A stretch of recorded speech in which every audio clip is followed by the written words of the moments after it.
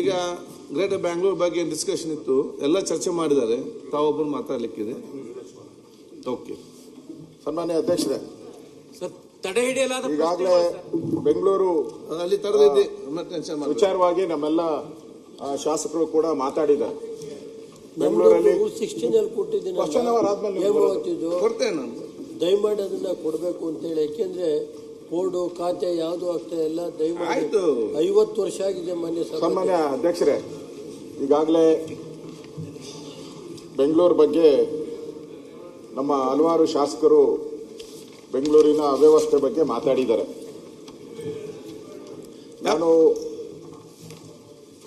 ಬೆಂಗಳೂರು ರಾಜ್ಯಕ್ಕೆ ಬಹಳ ಆದಾಯನ ಕೊಡ್ತಕ್ಕಂಥ ಒಂದು ನಗರ. ಸುಮಾರು 60ರಿಂದ 65% ಆದಾಯವನ್ನು ಕೊಡ್ತಾ ಇದ್ದಾರೆ. ಒಂದು ರೀತಿ ಬೆಂಗಳೂರು ರಾಜ್ಯದ ಎಂಜಿನ್. ಅದನ್ನು ನಿರ್ಲಕ್ಷಿಸಿದ್ರೆ ರಾಜ್ಯಕ್ಕೆ ಅನ್ಯಾಯ ಆಗುತ್ತೆ ಅಧ್ಯಕ್ಷರೇ. ಆದ್ರಿಂದ ನಾನು ಇಂಪಾರ್ಟೆಂಟ್ ಇವತ್ತು ಹೇಳುವಂತ ವಿಚಾರ, ಇವತ್ತು ಬಹಳಷ್ಟು ಕಂಪನಿಗಳು ಬೆಂಗಳೂರನ್ನ ಬಿಟ್ಟು ಹೋಗ್ಬೇಕು ಅನ್ನೋ ಒಂದು ಆತಂಕದಲ್ಲೂ ಇದ್ದಾರೆ. ಈಗಾಗಲೇ ಅದರ ಬಗ್ಗೆ ಬಹಳಷ್ಟು ವಿಚಾರಗಳು ಕೂಡ ಚರ್ಚೆಗೆ ಬಂದಿದೆ. ಬಹಳಷ್ಟು ಕಂಪನಿಗಳು ಕೂಡ ನಾವು ಬಿಟ್ಟು ಹೋಗ್ತೀರಿ ಅಂತ ಹೇಳಿದ್ದಾರೆ. ಅದು ಬಯೋಕಾನ್ ಇರ್ಬೋದು, ಇವರೆಲ್ಲರೂ ಕೂಡ ಕಾಮೆಂಟ್ ಮಾಡಿದ್ದಾರೆ. ಸೊ ನಾವು ಹೇಳೋದು ಅಂತದ್ದು ಮೂಲ ಸೌಕರ್ಯ ಇಲ್ಲದೆ ಹೋಗ್ತಾ ಇರುವಂತದ್ದು ಇವರೆಲ್ಲ. ಆ ಮೂಲ ಸೌಕರ್ಯ ಸರಿಯಾಗಿ ಸಿಗ್ತಾ ಇಲ್ಲ, ರಸ್ತೆ ಗುಂಡಿಗಳು ಬಿದ್ದಿದೆ ಅಂತ ಹೋಗ್ತಾ ಇದ್ದಾರೆ. ಅದಕ್ಕೆ ನಾನು ಕೇಳೋವಂಥದ್ದು, ಬೆಂಗಳೂರು ಏನು ಭಿಕ್ಷೆ ಏನು ಕೇಳ್ತಾ ಇಲ್ಲ, ಬೆಂಗಳೂರು ಭಿಕ್ಷೆ ಏನು ಕೇಳ್ತಾ ಇಲ್ಲ, ನ್ಯಾಯ ಕೇಳ್ತಾ ಇದೆ. ಅದರಿಂದ ಇವತ್ತು ಬೆಂಗಳೂರು ಬ್ರ್ಯಾಂಡ್ ಬೆಂಗಳೂರು ಅಂತ ಉಪಮುಖ್ಯಮಂತ್ರಿಗಳು ಘೋಷಣೆ ಮಾಡಿದ್ರು 2.5 ವರ್ಷದಿಂದ. ಆದರೆ ಇವತ್ತು ಆ ಬ್ರ್ಯಾಂಡ್ ಬೆಂಗಳೂರು ಹೋಗಿ ಪ್ರಕಾಶ್ ಹುಕ್ಕೇರಿ ಕಸದ ರಾಶಿಯ ಬೆಂಗಳೂರಾಗಿದೆ. ಇವತ್ತು ರಸ್ತೆ ಗುಂಡಿಗಳ ಬೆಂಗಳೂರಾಗಿದೆ, ಟ್ರಾಫಿಕ್ ಜಾಮ್ ಬೆಂಗಳೂರಾಗಿದೆ, ಈ ಖಾತೆಗಾಗಿ ಅಲೆದಾಟುವ ಬೆಂಗಳೂರಾಗಿದೆ, ಗುತ್ತಿಗೆದಾರರಿಗೆ ಬಾಕಿ ಕೇಳುವಂತ ಬೆಂಗಳೂರು, 5 ನಗರ ಪಾಲಿಕೆಗಳಿಗೆ ಅನುದಾನದ ಕೊರತೆಯಿಂದ ಅನುದಾನವಿಲ್ಲದೆ ಬ್ರ್ಯಾಂಡ್ ಇಲ್ಲ. ಇವತ್ತು ಮನೆ ಕಟ್ಟಿದರೆ ಓಸಿ ಇಲ್ಲ, ಸಿಸಿ ಇಲ್ಲ, ಸಿಬ್ಬಂದಿಗೆ ವೇತನ ಕೊಡಕ್ಕೂ ಹಣ ಇಲ್ಲ. ಪಠಾಣ್ ಒಂದ್ ರೀತಿ ಇವತ್ತು ಕಾರ್ಪೊರೇಷನ್ ಮಾಡಿದ್ದಾರೆ ಹೊರತು ಅದು ದಿಕ್ಕು ದೆಸೆ ಇಲ್ಲದ ಕಾರ್ಪೊರೇಷನ್ ಆಗಿದೆ. ಇವತ್ತು ಗುಂಡಿಗಳು ಬಿದ್ದಿರುವಂತದ್ದು ಇವತ್ತು ಜಗತ್ತೇ ನೋಡಿದೆ. ನಮ್ಮನ್ನು ಇಡೀ ದೇಶದಲ್ಲಿರುವಂತ ಜನನು ಕೂಡ ಇವತ್ತು ಕಾಮೆಂಟ್ ಮಾಡಿದ್ದಾರೆ ಬೆಂಗಳೂರಿನ ರಸ್ತೆಗಳ ಗುಂಡಿಗಳ ಬಗ್ಗೆ. ಸನ್ಮಾನ್ಯ ಉಪಮುಖ್ಯಮಂತ್ರಿಗಳು 10 ಬಾರಿ ಪ್ರವಾಸ, ಪಾದಯಾತ್ರೆ, ರಥಯಾತ್ರೆ ಏನೇನ್ ಬೇಕೋ ಎಲ್ಲ ಮಾಡ್ಬಿಟ್ರು. ನಗರ ಪ್ರದಕ್ಷಿಣೆ ಪ್ರತಿ ಸರಿ ಹೋದಾಗ ವಾರ್ನಿಂಗ್, ಅವ್ರ ಸ್ಟೈಲಲ್ಲಿ ವಾರ್ನಿಂಗ್, ಹುಷಾರ್ ಅಂತ ಹೇಳಿ 15 ದಿನಗಳು ಕಳೆದು ಹೊರಟೋಯ್ತು. ಗುಂಡಿಗಳು ಮಾತ್ರ ಹಂಗೆ ಇದೆ. 15 ದಿನ ಕಳೆದೋಯ್ತು, ಗುಂಡಿಗಳು ಹಂಗೆ ಇದೆ. ಮುಖ್ಯಮಂತ್ರಿಗಳು ಪಾದಯಾತ್ರೆ ಮಾಡಿದ್ರು, ಸರ್ ಮಾಡ್ತೀನಿ 15 ದಿನ. ಮುಖ್ಯಮಂತ್ರಿಗಳ ಮಾತಿಗೂ ಬೆಲೆ ಕೊಟ್ಟಿಲ್ಲ. ಆದ್ರೆ ಖರ್ಚು ಮಾಡಿರೋ ದುಡ್ಡೇನು ಕೊಟ್ಟಿದ್ದಾರೆ ಲೆಕ್ಕ, ಸಾವಿರಾರು ಕೋಟಿ ಕೊಟ್ಟಿದ್ದಾರೆ. 2,000, 3,000 ಹಿಂಗ್ ಕೋಟಿಗಳು ಹೇಳಿದ್ದಾರೆ. ನಾವು ಇಷ್ಟು ದುಡ್ಡನ್ನ ತಗೊಂಡೋಗಿ ಹಳ್ಳಿಗಳು ಮುಚ್ಚಿದಿರಿ ಅಂತ. ಎಲ್ಲನ ತೋರಿಸಿ ಬೆಂಗಳೂರಲ್ಲಿ. ಗುಂಡಿ ಇಲ್ಲದ ರಸ್ತೆಗಳು ಯಾವುದಾದ್ರೂ ಇದೆಯಾ ಬೆಂಗಳೂರಲ್ಲಿ ಹೇಳಿ? ಒಂದೂ ಇಲ್ಲ. ದುಡ್ಡು ಮಾತ್ರ ಖರ್ಚಾಗಿದೆ. ಯಾರ ಜಾಬ್ಗೆ ಹೋಯ್ತು? ಸುರೇಶ್, ಇವತ್ತು ಜೀವ ಕಳ್ಕೊಂಡಿರೋರು ಸುಮಾರು 12ರಿಂದ 13 ಜನ ವಿದ್ಯಾರ್ಥಿಗಳಿರ್ಬೋದು, ಮಹಿಳೆಯರು, ವಿಶೇಷವಾಗಿ ಮಹಿಳೆಯರು ಸ್ಕೂಟ್ರಲ್ಲಿ ತನುಶ್ರೀ ಹೋಗ್ತಾ ಇದ್ದು ಸಾವಾಗಿದೆ. ಅಮಲಾ ಅಂತ ಬಸ್ ಹರಿದು ಹಳ್ಳ ಇತ್ತು, ಬಸ್ ನಿಲ್ಸಿದ್ಕೋಸ್ಕರ ಬಸ್ ಗುದ್ಕೊಂಡೋಗಿದೆ. ಇವತ್ತು ಈ ಎಲ್ಲ ಅನಾಹುತಗಳು ಕೂಡ ಆಗ್ತಾ ಇದ್ರು ಕೂಡ ಇವತ್ತು ಗಡುವು ಗಡುವು ಗಡುವು ಗಡುವು ಅಂತ ಹೇಳಿ ಬಿಟ್ರೆ ಬೇರೆ ಏನೂ ಇಲ್ಲ. ನಾವು ದಿನನಿತ್ಯ ಪತ್ರಿಕೆಯಲ್ಲಿ, ಮೀಡಿಯಾ, ಎಲೆಕ್ಟ್ರಾನಿಕ್ ಅಲ್ಲಿ ಮೀಡಿಯಾದಲ್ಲಿ ನೋಡ್ತಾ ಇದ್ದಿದ್ದು ಗಡುವು ಗಡುವು ಗಡುವು. ಅದು ಯಾವ ಗಡುವನ್ನು ಉದ್ಧಾರ ಆಗಿದ್ದ ಗಡುವು ಯಾವುದೂ ಇಲ್ಲ. ಅದರಿಂದ ಇವತ್ತು ಇದರ ಬಗ್ಗೆ ನಾನು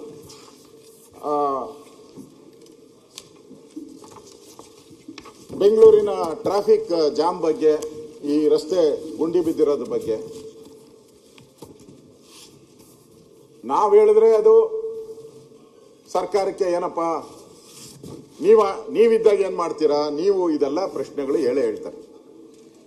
ನಮ್ಮ ಪಕ್ಕದ ರಾಜ್ಯ ತೆಲಂಗಾಣ, ರೇವಂತ್ ರೆಡ್ಡಿ ಮುಖ್ಯಮಂತ್ರಿಗಳು, ಅವರು ಬೆಂಗಳೂರು ಕಡೆ ತಿರುಗಿ ನೋಡಬೇಡಿ, ರಸ್ತೆಗಳು ಸರಿ ಇಲ್ಲ, ಟ್ರಾಫಿಕ್ ಜಾಮ್, ಹಳ್ಳ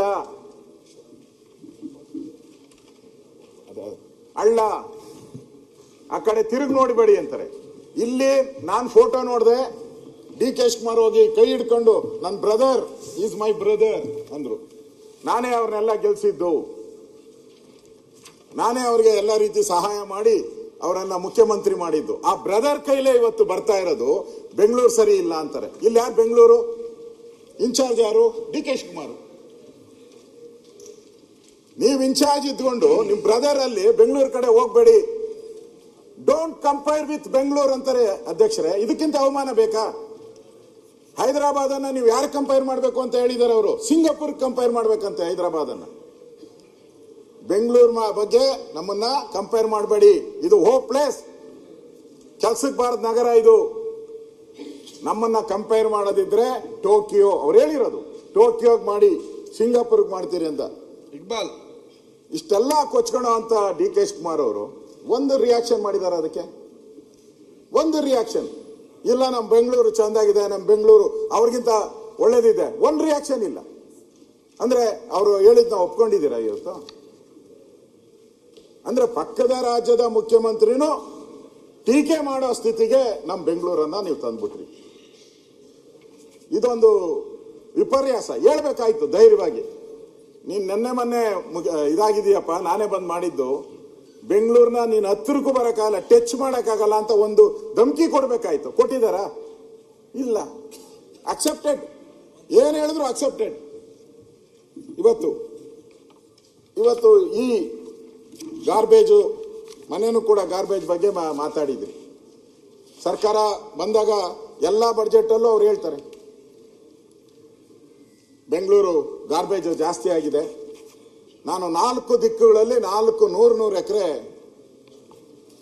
ಡಂಪಿಂಗ್ ಯಾರ್ಡ್ ಮಾಡ್ತೀನಿ ಅಂತ. 3 ವರ್ಷ ಆಗೋಯ್ತು, 3 ವರ್ಷ ಬರ್ತಾ ಇದೆ. ಅವ್ರು 2.5 ವರ್ಷ ಅಂತ ಅವ್ರು ಕಾಯ್ತಾ ಇದ್ದಾರೆ. ಈ 3ನೇ ವರ್ಷಕ್ಕೆ ಬಂದ್ಬಿಟ್ಟಿದ್ದೀರಿ ನಾವು. ಇನ್ನೊಂದು ತಿಂಗಳಾದ್ರೆ 3ನೇ ವರ್ಷಕ್ಕೆ ಬಂದ್ಬಿಟ್ಟಿದ್ದೀರಿ. ಡಂಪಿಂಗ್ ಯಾರ್ಡ್ ಇಲ್ಲ. ಮುಖ್ಯಮಂತ್ರಿಗಳು ಇವ್ರನ್ನೇ ಡಂಪ್ ಮಾಡೋ ತರ ಇದ್ದಾರೆ ನೋಡಿದ್ರೆ, ಇವ್ರನ್ನೇ ಡಂಪ್ ಮಾಡ್ಬಿಡ್ತಾರಲ್ಲಿ. ಡಂಪಿಂಗ್ ಯಾರ್ಡ್ ಅಂತೂ ನಮಗ್ ಬರಲಿಲ್ಲ. ಅಂದ್ರೆ ಸರ್ಕಾರದಲ್ಲಿ ದುಡ್ಡಿಲ್ಲ, ಏನಿಲ್ಲ. ಈಗ ಡಂಪಿಂಗ್ ಯಾರ್ಡ್ ಕೊಟ್ಟಿದ್ದ ಜಾಗವನ್ನ ಕೋಗಿಲಲ್ಲಿ ಮೊನ್ನೆ ಹೋಗಿ ನಮ್ಮ ಇವರು ಚಾಮರಾಜಪೇಟೆ ಸೈಟ್ಗಳು ಮಾಡಿ ಹಂಚ್ಬಿಟ್ರು. ಕೊಟ್ಟಿದ್ದು ಡಂಪಿಂಗ್ ಯಾರ್ಡ್ಗೆ, ಹಂಚಿದ್ದು ಸೈಟ್ಗಳು ಹಂಚ್ಬೇಕಾದ್ರೆ ನಮ್ಮಲ್ಲಿ ರೂಲ್ಸ್ ರೆಗ್ಯುಲೇಷನ್ ಎಲ್ಲ ಇದೆ ಅಧ್ಯಕ್ಷರೇ. ನೀವು ಅರ್ಜಿ ಹಾಕಬೇಕು, ಮೊದಲೇ ಅರ್ಜಿ ಹಾಕಿ ಕ್ಯೂನಲ್ಲಿ ಬರಬೇಕು. ಕ್ಯೂನು ಇಲ್ಲ, ಏನೂ ಇಲ್ಲ. ಆಟೋಮೆಟಿಕ್ ಆಗಿ ನಮ್ಮ ಜಮೀರ್ ಹೋದ್ರು, ಬರ್ರಿ ಅಂತ ಎಲ್ಲರನ್ನು ಕರ್ಕೊಂಡೋಗಿ ಕೊಟ್ಟಿದ್ದು ಯಾವುದೋ ಗಾರ್ಬೇಜ್ ಇಟ್ಟದಂತ ಜಾಗವನ್ನ. ಇನ್ ಗಾರ್ಬೇಜ್ ಉದ್ಧಾರ ಮಾಡು ಅಂದ್ರೆ ಎಲ್ಲಿಂದ ಮಾಡ್ತೀರಾ ನೀವು? ಅಂದ್ರೆ ನೀವು ಅವೈಜ್ಞಾನಿಕವಾಗಿ ಇವತ್ತು ಏನು ಜಮೀನುಗಳನ್ನೆಲ್ಲ ಹಾಳು ಮಾಡ್ತಾ ಇದ್ದೀರಾ. ಮುಂದೆ ಇದೆಲ್ಲ ಬೆಂಗಳೂರಿನ ಶಾಪ ಆಗ್ತೈತೆ ಅಧ್ಯಕ್ಷರೇ. ನಾನು ಹೇಳ್ತಾ ಇದ್ದೀನಿ, ನೀವು ಇವತ್ತು ನೀವು ಬೆಂಗಳೂರು ಒಳಗಡೆ 10,000 ಲೋಡು ಕಸ ಇದೆ, ಡಬ್ರಿಸ್ ಇದೆ. 10,000 ಕಳೆದ 2.5-3 ವರ್ಷದಲ್ಲಿ ಹುಡುಕಿ ಯಾವ ರಸ್ತೆನ ಹೋಗಿ ಎಲ್ಲ ಕಡೆ ಆಗ್ತಾ ಇಲ್ಲ. ಅವರು ಡಂಪಿಂಗ್ ಯಾರ್ಡ್ಗಳು ತಗೊಂಡೋಗಕ್ಕೆ ಆಗ್ತಾ ಇಲ್ಲ. ಅವರು ಅಲ್ಲೋದ್ರೆ ಉಸೂಲಿ. ಅದಕ್ಕೇನ್ ಮಾಡ್ತಾರೆ, ಎಲ್ಲ ರಸ್ತೆ ಪಕ್ಕದಲ್ಲೇ ಹಾಕ್ಬಿಟ್ಟಿದ್ದಾರೆ ಎಲ್ಲ ಕಡೆ. ಮೊನ್ನೆ ಪತ್ರಿಕೆ ಬಂದಿತ್ತು ನನಗೂ, ಬನಶಂಕರಿ ದೇವಸ್ಥಾನದ ಹತ್ರ ರಾಶಿ ಬಿದ್ದು. ನಂದೇ ಕಾನ್ಸ್ಟಿಟ್ಯೂನ್ಸಿ, ನಂದು ರಾಮಲಿಂಗಾರೆಡ್ಡಿ. ಅವ್ರು, ನಾನು ವಿರೋಧ ಪಕ್ಷದ ನಾಯಕ, ಅವ್ರ ಮಂತ್ರಿ. ರಾಶಿ ಬಿದ್ದೈತೆ, ಒಂದು 2-3 ಲಾರಿ ಬಿದ್ದೈತೆ, ಕೇಳೋರಿಲ್ಲ. ಸರ್ಕಾರ ಇವತ್ತು ಪಾಲಿಕೆಯಲ್ಲಿ ಈ ಕಾರ್ಯನಿರ್ವಹಿಸುವಂತ ಅಧಿಕಾರಿಗಳೇನಿದ್ದಾರೆ ಒಂದಕ್ಕೂ ತಾಳಮೇಳ ಇಲ್ಲ. ಇವತ್ತು ಕಂದಾಯ ಇಲಾಖೆಯಲ್ಲಿ 1482 ಅಧಿಕಾರಿಗಳು ಇರಬೇಕಾಯ್ತು. 858 ಅಧಿಕಾರಿ ಇದ್ದಾರೆ ಕಂದಾಯ ಇಲಾಖೆಯಲ್ಲಿ. ಆರೋಗ್ಯ ಇಲಾಖೆಯಲ್ಲಿ 1063 ಅಧಿಕಾರಿಗಳು ಇರಬೇಕಾಯ್ತು, 429 ಇದ್ದಾರೆ.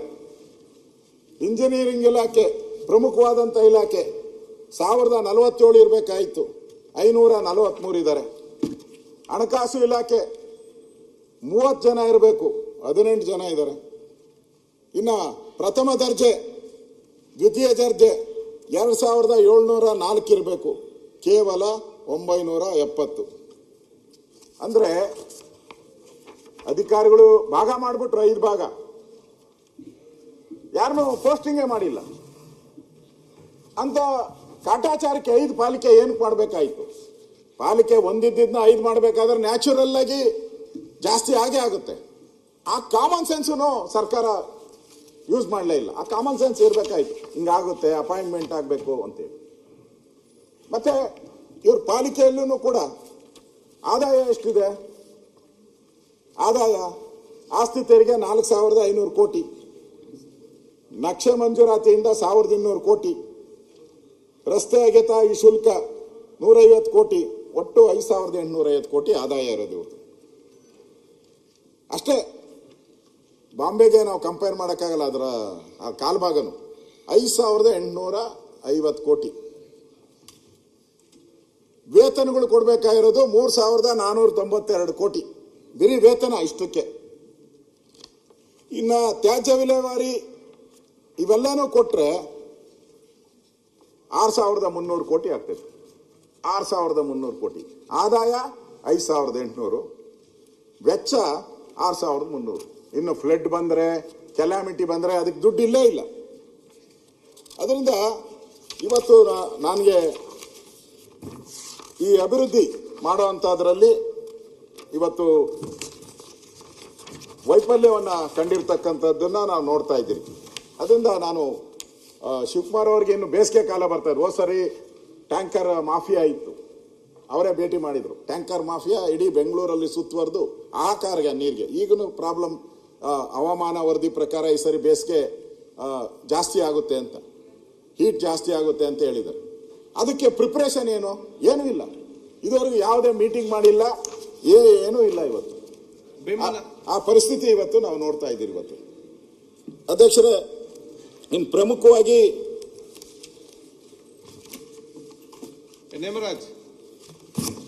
ಇವತ್ತು ಸರ್ಕಾರ ಹೈರಾಣ ಆಗಿರ್ತಕ್ಕಂಥದ್ದು OCCCಯಲ್ಲಿ ಇದ್ರು. ಕೂತ್ಕೊಳ್ಳಿ ಮಾರ ಸೀಟಲ್ಲಿ ನಿಂದು. ಈ OCCC ಸಿಗದೆ ಸುಮಾರು ಲಕ್ಷಾಂತರ ಬಿಲ್ಡಿಂಗ್ಗಳು ಕರೆಂಟ್ ಕಲೆಕ್ಷನ್ ಸಿಗ್ತಾ ಇಲ್ಲ ಅವ್ರಿಗೆ. 4 ಲಕ್ಷ ಜನ.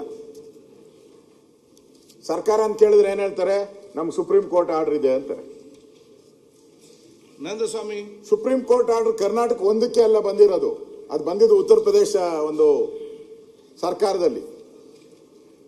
ಜಾರಿಗೆ ತರ್ತಾ ಇರೋದು ಕರ್ನಾಟಕ ಒಂದೇ. ಇನ್ನು ಯಾವುದೇ ರಾಜ್ಯ ಇದನ್ನ ಜಾರಿಗೆ ತರಗುವಂತ ಪ್ರಯತ್ನವನ್ನ ಮಾಡಲಿಲ್ಲ. ಇವತ್ತು ಆ ಬಿಲ್ಡಿಂಗ್ಗಳೆಲ್ಲ ಆಳು ಕೊಂಪೆಯಾಗಿ ಬಿದ್ದಿದೆ, ಕಟ್ಬಿಟ್ಟಿದ್ದಾರೆ 4 ಲಕ್ಷ. ಅವ್ರ ಗತಿ ಏನು?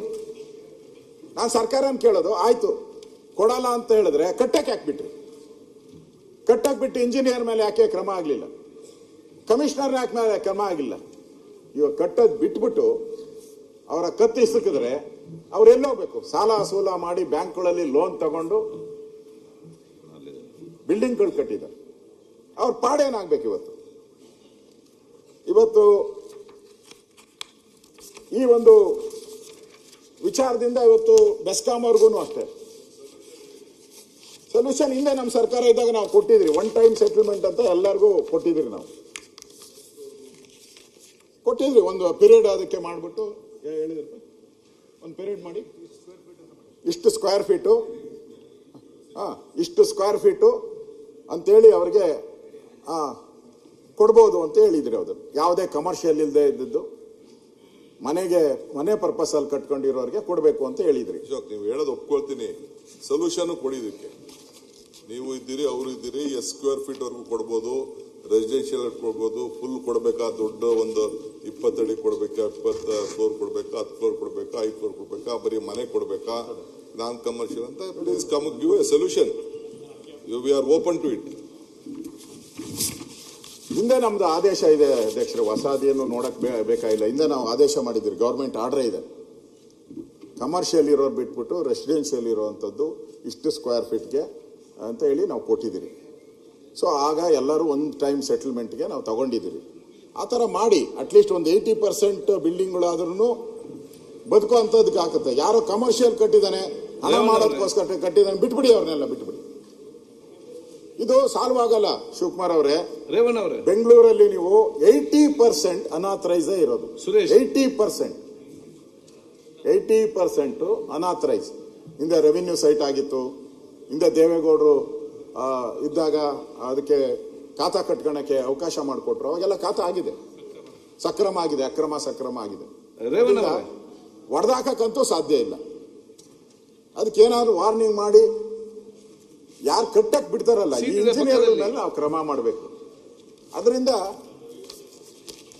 ಒಳ್ಳೇದಾಗಕ್ಕೆ ಆಗುತ್ತೆ. ಅದರಿಂದ ನಾನು ಉಪಮುಖ್ಯಮಂತ್ರಿಗೆ ನಾನು ಸಲಹೆ ಕೊಡ್ತೀನಿ, ಇದನ್ನ ದಯವಿಟ್ಟು ಯಾರು ರೆಸಿಡೆನ್ಷಿಯಲ್ ಕಟ್ಕೊಂಡಿದ್ದಾರೋ ಅವ್ರಿಗೆ ಅವಕಾಶ ಮಾಡಿಕೊಡಿ, ಕಮರ್ಷಿಯಲ್ ಬಿಟ್ಬಿಡಿ. ಇದು ನನ್ನ ಸಲಹೆ ಕೇಳಿದ್ದಾರೆ. ಅದು ಇನ್ನು ಮನೇನೂ ಕೂಡ ನಾನು ಮಾತಾಡಿದೆ ಈ ಖಾತಾ ಬಗ್ಗೆ. ಇದಕ್ಕೆಲ್ಲಪ್ಪ ನಾನು ಅವರು ಅಸೆಂಬ್ಲಿಯಲ್ಲಿ ಮಾತಾಡಿರೋದು, ತಮ್ಮಯ್ಯ ಡಿ ಕೆ ಶಿವಕುಮಾರ್ ಮಾತಾಡಿರೋದು. ಈ ಖಾತಾ ಬಗ್ಗೆ ನಾನು ಮಾತಾಡಿದೆ. ಈ ಖಾತಾ ಪ್ರಾರಂಭ ಆಗಿ ಹಿಂದೆ ನಾವು ಶುರು ಮಾಡಿದ್ರಿ. ಹಿಂದೆ ಈ ಖಾತಾ ಇದನ್ನ CV ರಾಮನಗರದಲ್ಲಿ ಫಸ್ಟ್ ಪೈಲಟ್ ಆಗಿ ನಾವು ಶುರು ಮಾಡಿದ್ವಿ.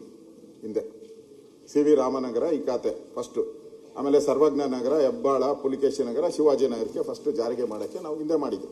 ಮಾಡಲಿ, ನಾವೇನು ಟೆಕ್ನಾಲಜಿ ಬರ್ತೈತೆ ಅಂತೇಳಿ ನಾವೇನು ಅದಕ್ಕೆ ವಿರುದ್ಧ ಏನಿಲ್ಲ. ಆದ್ರಿಂದ ಇವತ್ತು ಈ ಆಸ್ತಿ ಈ ಖಾತಾ ಬದಲಾವಣೆಗಳೇನಾಗ್ತಾ ಇದೆ, ಇವತ್ತು ದ್ರೋಣ್ ಮೂಲಕ ಆಗ್ತಾ ಇರುವಂತ ಈ ಖಾತಾಗಳು ಅದು ಹೇಳಕ್ ಸಾಧ್ಯನೇ ಇಲ್ಲ. ಈ ಕಾರ್ ಪಾರ್ಕಿಂಗು ಇವೆಲ್ಲ ಇದೆಯಲ್ಲ, ಅದನ್ನು ಸೇರಿಸ್ಕೊಂಡು ಆಗ್ತಾ ಇದ್ದಾರೆ. ಹಿಂದೆ ಯಾರು 1,000 2,000 ಸ್ಕ್ವೇರ್ ಫೀಟ್ ಏನಿತ್ತು ಅದು ಡಬಲ್ ಆಗ್ತಾ ಇದೆ, 5,000. ಅಪೀಲೇ ಮಾಡಕ್ಕಾಗ್ತಾ ಇಲ್ಲ. ಅಂದ್ರೆ ಪ್ರತಿಯೊಬ್ಬರಿಗೂ ನೋಟಿಸ್ ಇದು. ಅದಕ್ಕೆ ಸೈಂಟಿಫಿಕ್ ಆಗಿ ಏನಾರ ಯೋಚನೆ ಮಾಡಿ, ಬರೀ ದ್ರೋಣ್ನೇ ನಂಬ್ಕೊಂಡ್ರೆ ಆಗಲ್ಲ. ಕ್ಲಾರಿಫಿಕೇಶನ್ಸ್ ಆಗಬೇಕು. ನೀವ್ ಹೇಳ್ತೀರಾ ಯಾರಾದ್ರೂ ಕಂಪ್ಲೇಂಟ್ ಕೊಡಿ ಅಂತ, ಇಡೀ ಬೆಂಗಳೂರವ್ರು ಹೋಗಿ ಕಂಪ್ಲೇಂಟ್ ಕೊಡಕ್ಕಾಗ್ತದೆ? ಎಲ್ಲರಿಗೂ ಇದೇ ಆಗಿದೆ ಪ್ರಾಬ್ಲಮ್. ಯಾವ್ಯಾವ ಮನೆಗೆ ನೋಟಿಸ್ ಕೊಟ್ಟಿದ್ರು ಎಲ್ಲರದು ವೈಲೇಷನ್, ಸಾವಿರಾರು ಕೊಟ್ಬಿಟ್ಟಿದ್ದೀರ. ಅದರಿಂದ ಜನಗಳಿಗೆ ತೊಂದರೆ, ಏನೇ ಕಾನೂನು ತರಬೇಕಾದ್ರೂ ಜನಗಳಿಗೆ ತೊಂದರೆ ಆಗದ ರೀತಿ ತರುವಂಥದ್ದು ಒಳ್ಳೇದು ಅನ್ನೋದು ನನ್ನ ಸಲಹೆ. ಸನ್ಮಾನ್ಯ ಅಧ್ಯಕ್ಷರೇ, ಈ ಟ್ಯಾಕ್ಸ್ ಟೆರರಿಸಮ್ ಹೇಗೆ ಮಾಡ್ತಾ ಇದ್ದಾರೆ ಅಂದ್ರೆ, ಎಕ್ಸಾಂಪಲ್ ಕೊಡ್ತೀನಿ. ಈ HBR ಲೇಔಟ್, ಶಿವಕುಮಾರ್ ಅವರೇ, HBR ಲೇಔಟ್ BDA ಅವರು ಮಾಡಿರೋದು. BDA layout, BDA approved layout, BDA ಅವರೇ ಸೈಟು ಹರಾಜು ಹಾಕಿರೋದು, BDA ಅವರೇ ಅಲಾಟ್ ಮಾಡಿರೋದು. ಅಲ್ಲಿ ಒಬ್ರು ವಿದೇಶದಲ್ಲಿ ಇರ್ತಾರೆ, ಅವರೊಂದು ಸೈಟ್ ಆಕ್ಷನ್ ಅಲ್ಲಿ ಕಾರ್ನರ್ ಸೈಟ್ ಆಕ್ಷನ್ ತಗೊಂತಾರೆ. ಕಾರ್ನರ್ ಸೈಟ್ ಆಕ್ಷನ್ ತಗೊಂಡ್ರೆ ಅದು ಜಾರ್ಜ್ ಅವರೇ, ಅದು BDAದೇನು ಎ ಖಾತಾ ಬರ್ತದ, ಬಿ ಖಾತಾ ಬರ್ತದ? ಸರ್, ಗೌರ್ಮೆಂಟ್ ಸೈಟು ಯಾವ್ದು ಬರ್ತೈತೆ ಹೇಳಿ? BDAದಂದ್ಮೇಲೆ ಎ ಖಾತಾನೆ ಅಲ್ವಾ? ಎ ಖಾತಾನೆ. ಅವರ ಸುಮ್ಮನೆ ಆಗೋ ಬಿಡಿ, HR ನಿಮಗೆ ಬರೋವಂಥದ್ದು ಮೂಲೆ ನಿವೇಶನ ಅವ್ರು ಖರೀದಿ ಮಾಡ್ತಾರೆ, ದುಡ್ಡು ನೋಂದಾವಣಿ ಮಾಡಿಸ್ತಾರೆ, ಖಾತಾ ಮಾಡಕ್ಕೆ 11/8/2025 ಅವ್ರು ಹೋಗ್ತಾರೆ ಖಾತಾ ಮಾಡ್ಸಕ್ಕೆ. ಅವರು ಆಕ್ಷನಲ್ಲಿ ತಗೊಂಡಿರ್ತಾರೆ. ಆಕ್ಷನ್ ತಗೊಂಡು ಅವ್ರ ಹೆಸರಿಗೆಲ್ಲ ಆಗಿದೆ, ಅದು ಪೂರ್ತಿ ರಿಜಿಸ್ಟ್ರೇಷನ್ BD ಅದೇನೇನಿದೆ ಎಲ್ಲ ದುಡ್ಡು, ಒಂದು ನಯಾ ಪೈಸಾ ಪೆಂಡಿಂಗ್ ಇಲ್ಲ, ಎವ್ರಿಥಿಂಗ್ ಖಾತಾ ಎವ್ರಿಥಿಂಗ್. ಈಗ ಎಲ್ಲ ಖಾತಾ ಆದ್ಮೇಲೆ ಈ ಖಾತಾಗ ಹೋಗ್ತಾರೆ ಅವರು 11ನೇ ತಾರೀಕು 25 ವರ್ಷದಲ್ಲಿ. ಅವರು ಹೇಳ್ತಾರೆ ಇದು ಖಾಲಿ ನಿವೇಶನ, ಅದಕ್ಕೆ ಬಿ ಖಾತಾ ಆಗಿದೆ ಅಂತ ಹೇಳ್ತಾರೆ. ಇದು ಖಾಲಿ ನಿವೇಶನ, ಇದು ಬಿ ಖಾತಾ, ನಾವು ಕೊಡಕ್ ಬರಲ್ಲ ಅಂತ ಹೇಳ್ತಾರೆ.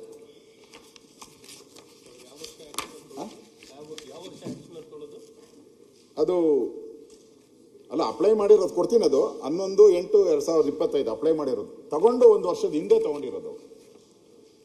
ಇದು DK ಶಿವಕುಮಾರ್ ಅವ್ರಿಗೆ ಬಹಳ ರಿಲೇಟೆಡ್ ಇದು ವಿಚಾರ.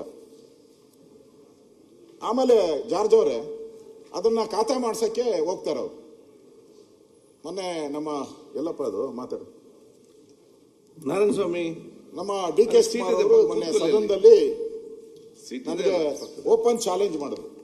ಎಲ್ಲ ಯೂಟ್ಯೂಬಲ್ಲೆಲ್ಲ ಬಂದ್ಬಿಟ್ಟಿದೆ, ಸವಾಲ್ ಅಂತ. ಯಾರ್ದು? DK ಶಿವಕುಮಾರ್ ಅವರು, ಉಪಮುಖ್ಯಮಂತ್ರಿಗಳ ಸವಾಲ್ ಅಂತೇಳಿ. ನನಗೆ ಸವಾಲ್ ಹಾಕೋದು ವೈರಲ್ ಔಟಿದೆ, ಫುಲ್ ಒಂದು 10-15 ಲಕ್ಷ ಔಟಿದೆ, ವೈರಲ್ ಔಟಿದೆ. ಸವಾಲ್, ನಮ್ಮ ಸರ್ಕಾರದಲ್ಲಿ ಯಾವನ ಲಂಚ ತಗೊಂಡಿರೋನು ಒಬ್ಬನ್ ತೋರ್ಸ್ರಿ ರೀ. ಅವ್ರು ಹೇಳಿರೋದು, ನಂದಲ್ಲ, ಓದ್ತೀನಿ ಅದನ್ನೆಲ್ಲ. ಎಲ್ಲಪ್ಪ ಎಲ್ಲ ಸರಿ ಆಯ್ತು ಹೇಳಿದ್ದಾರೆ. ಸವಾಲು ಅಂದ್ರೆ ಒಬ್ಬನ್ ತೋರಿಸಿ ನನ್ನ ಸರ್ಕಾರದಲ್ಲಿ ಯಾವನ್ರಿ? ಸುಮ್ನೆ ಹೇಳ್ತೀರಾ ನೀವು, ವಿರೋಧ ಪಕ್ಷದವರು ಸುಮ್ನೆ ಹೇಳ್ತೀರಾ ನೀವು? ಲಂಚ ಅನ್ನೋದಿಲ್ಲ. ಯಾವನ ಹೇಳಿ ಅವನ DC-ನ ಯಾರೋ ಕಮಿಷನರ್ ಎಲ್ಲ ಒಂದು ಸ್ಪಾಟಲ್ಲಿ ಸಸ್ಪೆಂಡ್ ಅಂತ ಹೇಳಿದ್ರು, ಒಂದು ಸ್ಪಾಟಲ್ಲಿ ಸಸ್ಪೆಂಡ್ ಅಂತ ಹೇಳಿದ್ರು. ನಾನು ಹೇಳಿದೆ, ನೀನು ಯಾವ ಊರ್ಗನ ಕರ್ಕೊಂಡೋಗಪ್ಪ, ತಿರ್ಕಂತರ ನಾನು ಬರ್ತೀನಿ, ನಾನು ತೋರಿಸ್ತೀನಿ, ಅಲ್ಲಿ ಪ್ರೂವ್ ಮಾಡ್ತೀನಿ ಅಂತಂದ್ರು. ತೋರ್ಸು ಅಂದ್ರು. ನಾನು ಹೋದ್ಮೇಲೆ ಈಗ ಇಟ್ಕೊಂಡ್ಬಂದಿದ್ದೀನಿ ಅಧ್ಯಕ್ಷ, ಲಂಚ ಹೆಂಗೆ ಹೋಗುತ್ತೆ ಅಂತೇಳಿ. ಅದಕ್ಕೆ ಇದಕ್ಕೆ BDA ಸೈಟ್ಗೆ ಹೇಳ್ಬಿಡ್ತೀನಿ ನಾವು. ನಾನು ಮಾತಾಡಿದ್ರು, ಯಾಕಂದ್ರೆ DK ಶಿವಕುಮಾರ್ ತಿರುಗಿ ಎಸ್ಕೇಪ್ ಆಗಬಾರದು. ಅವ್ರು ಏನು ಹೇಳಿದ್ದಾರೆ ಅಂತ.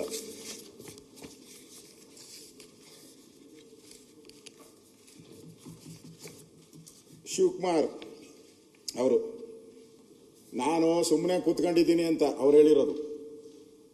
ನಾನು ಸುಮ್ಮನೆ ಕೂತ್ಕೊಂಡಿದ್ದೀನಿ ಅಷ್ಟೇ. ಈ ಖಾತಾ ಸಿಸ್ಟಮ್ ಬಗ್ಗೆ ನನ್ನ ದೇಶನೇ ಕೊಂಡಾಡಿದೆ, ಅವ್ರು ಹೇಳಿರೋದು. ಕೃಷ್ಣ ಬೈರೇಗೌಡರು ಇಲ್ಲೇ ಇದ್ದಾರೆ. ಆಮೇಲೆ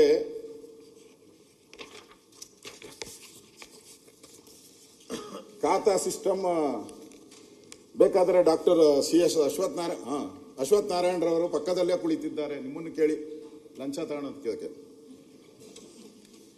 ನಿಮ್ಮನ್ನು ಕೇಳ್ಬೇಕು ನಾನು, ಲಂಚ ತಗೊಳೋದು.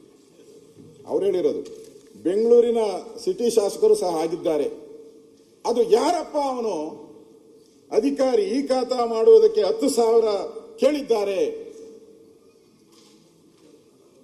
ನನಗೆ ಬಗ್ಗೆ ಅದ್ರ ಬಗ್ಗೆ ಪಟ್ಟಿ ಕೊಡಿ, ಐ ವಿಲ್ ಸಿ. ಅವರ ಡೈಲಾಗ್ ಇದು. ಸಂಜೆ ಒಳಗಡೆ ಆ ಕಮಿಷನರ್ ಇರಲ್ಲ,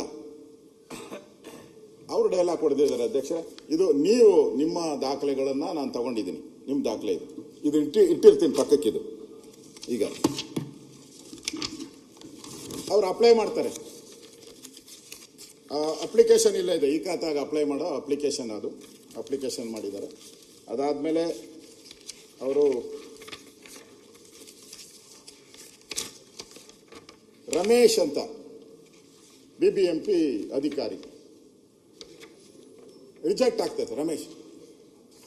ಅವ್ರು ಹೇಳ್ತಾರೆ, ನೋಡಪ್ಪ ಇದು ಬಿ ಖಾತಾ, ಏನೋ ಯಾವುದ್ರದ್ದು BDA ಸೈಟು ಬಿ ಖಾತಾ, ರೆವಿನ್ಯೂ ಸೈಟ್ ಎ ಖಾತಾ, ಇವನ್ ಲೆಕ್ಕದಲ್ಲಿ. ಇವ್ರದ್ದೆಲ್ಲ ಒಂದು ಗ್ಯಾಂಗ್ ಇದೆ, ಕಾರ್ಪೊರೇಷನ್ ಅಲ್ಲಿ ಒಂದು ಗ್ಯಾಂಗ್ ಇದೆ, ರೌಂಡ್ ಅಪ್ ಮಾಡಿಬಿಟ್ಟು ಎಲ್ಲ ವಸೂಲಿ ಮಾಡ. ಅಧ್ಯಕ್ಷರೇ, ಇಲ್ಲಿ ಅವನು ಬೇಡಿಕೆ ಇಡ್ತಾನೆ, 30,000ಕ್ಕೆ ಬೇಡಿಕೆ ಇಡ್ತಾನೆ. 30,000 ನಿಮ್ಮ ಏರಿಯಾ ಅಲ್ಲ ಇದು? ಏನಾನ ಇರಲಿ, ನೀವು ತಗೊಬೇಕಲ್ಲ. ಮೇಲೆ ಯಾರೋ ಕಾಕಾ ಪುಡಿಯವ್ರನ್ನ ಆದ್ರೆ ಆಗಲ್ಲ. ನಾನು ಅದಕ್ಕೆಲ್ಲ ಒಪ್ಪಲ್ಲ. ಯಾರೋ ನೀರು ಗಂಟಿನ ಅಲ್ಲಿ ಯಾರ್ದೋ ಹೋಗಿ ನಾನು ಆರೋಗ್ಯ ಇಲಾಖೆ ಹಿಡ್ದಾಕಿದ್ಕ ನಾನು ಬಂದು ಅವ್ರು ಹೇಳ್ದ DC ಮಾಡ್ಬಿಡ್ತೀನಿ ಸಸ್ಪೆಂಡು ಅಂತ. ನಾನು ಮನೆಗೆ ಬಂದು ನೋಡ್ತೀನಿ ಆ ನೀರು ಗಂಟಿನ ಸಸ್ಪೆಂಡ್ ಮಾಡವ್ರೆ. ಅವ್ನು ಕ್ಯಾಶುಯಲ್ ಲೇಬರು 5,000 ಸಂಬಳ ಕೆಲಸ ಮಾಡೋದು ಆಯ್ತಾನೆ. ಅಧಿಕಾರಿ ನೀವು ಸವಾಲು ಹಾಕಿದ್ರಲ್ಲ, ಯಾರು ಲಂಚ ಕೊಡೋನು ಯಾವನಿದ್ದಾನೆ, ನೀವು ಸುಳ್ಳು ಹೇಳ್ತಾ ಇದ್ದೀರಾ ಅಂತ ಹೇಳಿದ್ರು ನನಗೆ.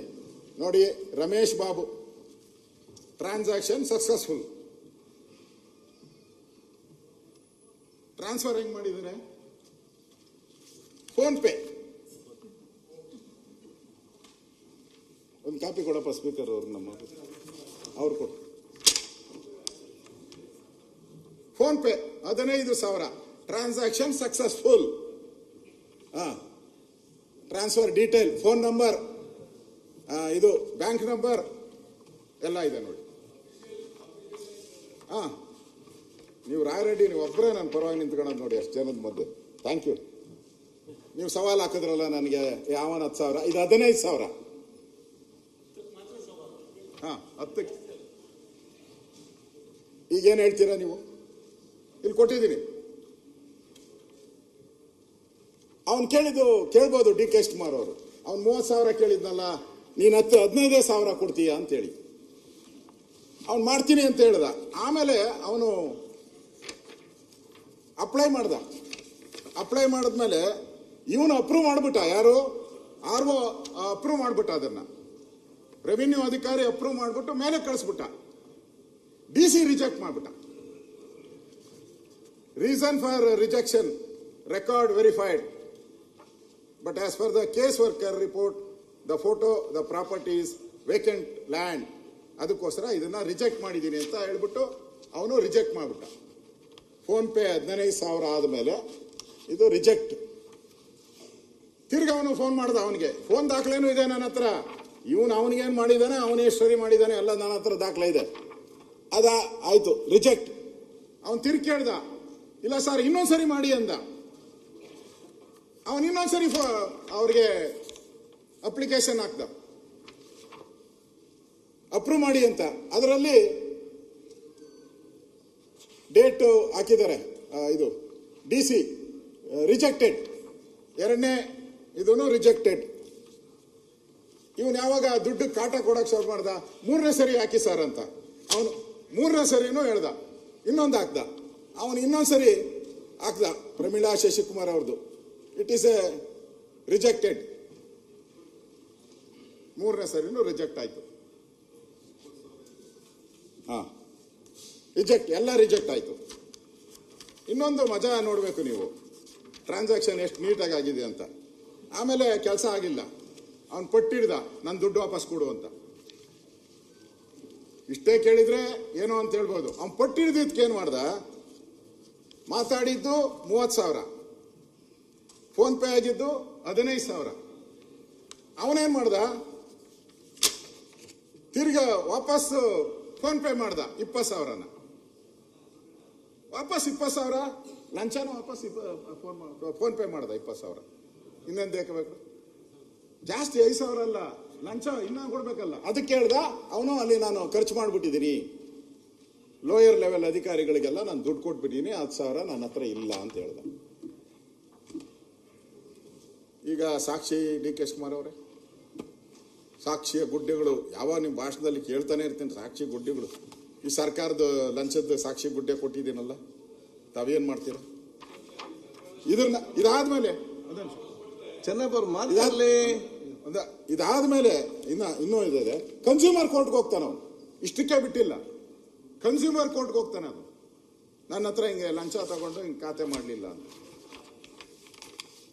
ಅಲ್ಲೂ ನ್ಯಾಯ ಸಿಕ್ಕಿಲ್ಲ ಅವನಿಗೆ. ನೀವು ಹೇಳ್ಬೋದು, ಉತ್ತರದಲ್ಲಿ ಹೇಳ್ತಾರೆ ರಾಯರೆಡ್ಡಿ ಅವರೇ, DK ಶಿವಕುಮಾರ್ ಉತ್ತರದಲ್ಲಿ ಹೇಳ್ತಾರೆ, ನಾವು ಒಂದು ಫೋನ್ ನಂಬರ್ ಕೊಟ್ಟಿದ್ದೀರಲ್ಲ, ಏತನ ಈ ಥರ ಆದಾಗ ನಾನಿದ್ದೀನಿ, ಐ ಆಮ್ ವಿತ್ ಯು. ಏನು ಹೇಳ್ತಾರಲ್ಲ dialogue Delhi, I am with you. ಒಂದು ಹೆಲ್ಪ್ ಲೈನ್ ಐತೆ, I am with you help ಲೈನ್ಗೂ ಫೋನ್ ಹಾಕಿದ್ರೆ 4 ಸರಿ. Your call is attended, sent to concern officer, forwarded. ಇವರ phone, I am with you, no working. ಲಂಚದ ಸಾಕ್ಷಿಗಳು. ನೀವು ಹೇಳಿ ಇವಾಗ ಲಂಚ ಇಲ್ಲ, ಈ ಖಾತೆಯಲ್ಲಿ ಲಂಚ ಇಲ್ಲ ಅಂದರೆ ದಾಖಲೆಗಳು ಕೊಟ್ಟಿದ್ದೀವಿ. ಇದನ್ನ ನಾವು ಇಡೀ ರಾಜ್ಯದಲ್ಲಿ ಕೊಡ್ತೀನಿ. ನಾನು ಇಡೀ ರಾಜ್ಯದಲ್ಲಿ, ನಿಮ್ಮ ಕನಕಪುರದಲ್ಲೂ ಐತೆ. ಕನಕಪುರದಲ್ಲಿ ಒಬ್ಬರು DC ಕನ್ವರ್ಟ್ ಮಾಡಿಬಿಟ್ಟು ಸೈಟ್ ಮಾಡ್ಬಿಟ್ಟವನೆ. ನಿಮ್ಮ ಏರಿಯಾದಲ್ಲೇ ಸೈಟ್ ಮಾಡಿಬಿಟ್ಟಿದ್ದಾನೆ. ಒಂದು 10 ಎಕರೆ ಸೈಟ್ ಮಾಡಿಬಿಟ್ಟಿದ್ದಾನೆ. ಮಾರಾಟನೂ ಮಾಡಿಬಿಟ್ಟಿದ್ದಾನೆ. ಅವಾಗ DC ಕನ್ವರ್ಟ್ ಆಗಿ ಕಲ್ಲುಗಳು ಹಾಕಿ ಲೇಔಟ್ ಮಾಡಿ ಮಾರ್ಬಿಟ್ಟಿದ್ದಾನೆ. ಈಗ ಅದಕ್ಕೆ 1 ಲಕ್ಷ ರೂಪಾಯಿ ಈ ಖಾತಾಗೆ 1 ಲ್ಯಾಕ್ ರುಪೀಸ್. 1 lac rupees. ನಾನು ದೇವನಹಳ್ಳಿ ಕಡೆ ಕೇಳಿದೆ, ಏರ್ಪೋರ್ಟ್ ರೋಡು 50,000 ರೂಪಾಯಿ ಈ ಖಾತಾಗೆ. ಇದಲ್ಲಪ್ಪ ಪೆನ್ ಡ್ರೈವ್. ಇದಾದ ಮೇಲೆ ಅಧ್ಯಕ್ಷರೇ, ಇದನ್ನೇನು ಮಾಡ್ತೀರಾ ಅಂತ ನೀವು ಹೇಳಿ. ಆಮೇಲೆ ನೀವು ಸವಾಲು ಕೊಟ್ಟಿದ್ದೀರಾ, ಸವಾಲಿಗೆ ನಾನು ಜವಾಬು ಕೊಟ್ಟಿದ್ದೀನಿ. I proved as A opposition leader, ನಾನು ಪ್ರೂವ್ ಮಾಡಿದ್ದೀನಿ. ಮಾತಾಡ್ತಿಲ್ಲ, ಆಮೇಲೆ ರಿಪ್ಲೈ ಮಾಡ್ತೀನಿ.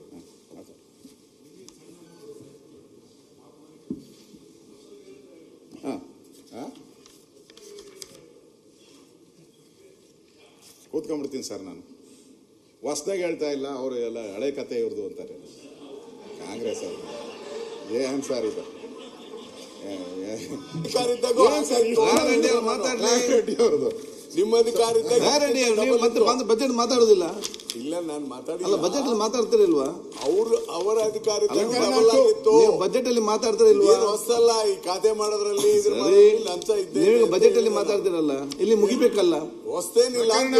ಆಯ್ತು, ರಾಯರೆಡ್ಡಿ ಬೇಗ ಮುಗಿದ್ರೆ ಮಾತ್ರ ಚಾನ್ಸ್ ಸಿಗ್ತದೆ. ಇಲ್ಲಿ ಟೈಮ್ ಎಲ್ಲಿದೆ? ಪ್ರಕರಣ 2 ಇದ್ರ ಬಗ್ಗೆ ಶ್ರೀನಿವಾಸ್ ಏನಾಗಿದೆ ನಿಮ್ಗೆಲ್ಲ ಅಲ್ಲಿ? ಇವರೇ ಫೋನ್ ಪೇ ಬಗ್ಗೆ ಪವಗಡ್ ಲಂಚದ ಕರ್ಮಕಾಂಡವನ್ನ ನಾನು ಹೇಳಿದ್ದೀನಿ. ಫೋನ್ ಪೇನಲ್ಲಿ ಇದು ನನ್ನ ಹತ್ರ ಇನ್ನೂ ಇದೆ ದಾಖಲೆಗಳು. ನಾನು ಕೊಡ್ತೀನಿ ಎಲ್ಲೆಲ್ಲಿ ಫೋನ್ ಪೇಗಳು ಎಷ್ಟೆಷ್ಟು ದುಡ್ಡು ಆಗಿದೆ ಬೇರೆ ಬೇರೆ ಜಿಲ್ಲೆಗಳದ್ದು ಅಂತ ಇದೆ. ಇನ್ನೊಂದು ಪ್ರಕರಣ ನಾನು ಕೊಡ್ತೀನಿ ನಿಮಗೆ. ಇವರು ಅರಳ್ಳಿ ಹತ್ರ ಅಲ್ಲಿ ಯಾರೋ ಒಬ್ಬ ನಂಜುಂಡಪ್ಪ ಅಂತ ರಿಟೈರ್ಡ್ ಆಗಿದ್ದಾರೆ, ನಿವೃತ್ತ. ಅವರು ಅಲ್ಲಿರುವಂಥ ಲೇಔಟ್ಗಳು ಮಾಡೋ ಅಂಥವ್ರಿಗೆ, ಅವನು ಅಲ್ಲಿದ್ದ ಮೊದಲು ಕಾರ್ಪೊರೇಷನ್, ಈಗ ರಿಟೈರ್ಡ್ ಆಗಿದೆ. ಅವನು ಒಂದು ಆಫೀಸ್ ಮಾಡ್ಕೊಂಡವನಿಗೆ ಎಲ್ಲ ಒಂದೊಂದು ಸೈಟ್ಗೆ ಸುಮಾರು 30,000 ರಿಂದ 40,000 ರೂಪಾಯಿ ಉಸೂಲಿ. ಆ ಉಸೂಲಿ ಮಾಡಿರೋ ರೆಕಾರ್ಡನ್ನು ಮಾಡಿದ್ದೀನಿ. ಎಷ್ಟೆಷ್ಟು ಕೇಳಿದ್ದಾನೆ, ಯಾರ್ಯಾರು ಕೊಡಬೇಕು ಅಂತ ಪೆನ್ ಡ್ರೈವಲ್ಲಿದೆ. ಅದನ್ನು ಕೊಡ್ತೀನಿ ನಿಮಗೆ. ನಾನು ಸುಮ್ಮನೆ ಹಿಂಗೆ ತೋರಿಸ್ಬಿಟ್ಟು ಜಾಬಲ್ಲಿ ಐತೆ ಅಂತ ಹೇಳಲ್ಲ ನಾನು. ಇಲ್ಲಿಟ್ಟಿದ್ದೀನಿ ನಾನು. ಐತೆ, ನಾನು ಹೇಳಿದ್ದೀನಿ ನೋಡಿ, ಇಲ್ಲೇ ಐತೆ. ನಿಮ್ಗೆ ಹೇಳಿದ್ದು, ನೀವು ಯಾವಾಗ ತೋರಿಸ್ತಾ ಇರ್ತೀರ ಅದಕ್ಕೆ ಹೇಳಿದ್ದು ನಾನು. ನೀವೇ ತೋರಿಸಿರೋದು. ನೀವೇ ತೋರಿಸಿರೋದು, ಅದಕ್ಕೆ ಅವ್ರಿಗೆ ಹೇಳ್ತಾ ಇದ್ದೀನಿ ನಾನು. ಅವ್ರು ಯಾರಿಗೋ ತೋರ್ಸಕ್ಕೆ ಹೋಗ್ತಾವ್ರೆ ಅದು. ಇಲ್ಲ ಅಧ್ಯಕ್ಷರೇ, ಇದು ಅಂದರೆ ಆದಿ ಬೀದಿಗಳಲ್ಲೂ ಇವತ್ತು ಒಂದೊಂದು ವಾರ್ಡಲ್ಲೂ ಕೂಡ 10 ರಿಂದ 15 ಜನ ಒಂದು ದಂಧೆ ಮಾಡ್ಕೊಂಡು ವಸೂಲಿಗೆ ಇಳಿದಿರುವಂಥ ದಾಖಲೆಗಳಿದೆ. ಇದರಲ್ಲೂ ಅವನು 50,000 ಕೇಳಿದ. 50,000 ಈ ದಾಖಲೆಯಲ್ಲಿ 50,000 ಇದ್ದಾನೆ. ಅದ್ರ ರೆಕಾರ್ಡೂ ನನ್ನ ಹತ್ರ ಇದೆ. ಅವನು ಕೂಡ ಫೋನ್ ಪೇ ಮಾಡ್ಕೊಂಡಿದ್ದಾನೆ. ಇದರಲ್ಲಿದೆ, ಅವನು ಫೋನ್ ಪೇ ಮಾಡ್ಕೊಂಡಿರೋದು ಇದೆ ಅವನು. ಅದು ಕೊಡ್ತೀನಿ. ಆಮೇಲೆ ಇನ್ನ ಹೇಗೆ ನಿಮ್ಮ ಕಾರ್ಪೊರೇಷನ್ ಅಧಿಕಾರಿಗಳು ದಂಧೆ ಮಾಡ್ತಾ ಇದ್ದಾರೆ ಅನ್ನೋದಕ್ಕೆ ಇನ್ನೊಂದು ಕೊಡ್ತೀನಿ ನಾನು. ಈ ಖಾತೆ ಇದು ಆಗಿರುವಂಥದ್ದು, ಇದೆಲ್ಲ ಸರ್ಟಿಫಿಕೇಟ್ ಕೊಡ್ತೀನಿ. ಅದು ಒಟ್ಟು 40,000 ರೂಪಾಯಿಗೆ ಮಾತಾಡಿರೋದು. ಅದು ಏನಪ್ಪ ಯಾರ್ದು? ಅಲ್ಲ, ಅವ್ರು ಕೊಡು ನೋಡಿ. ಇಲ್ಲಿ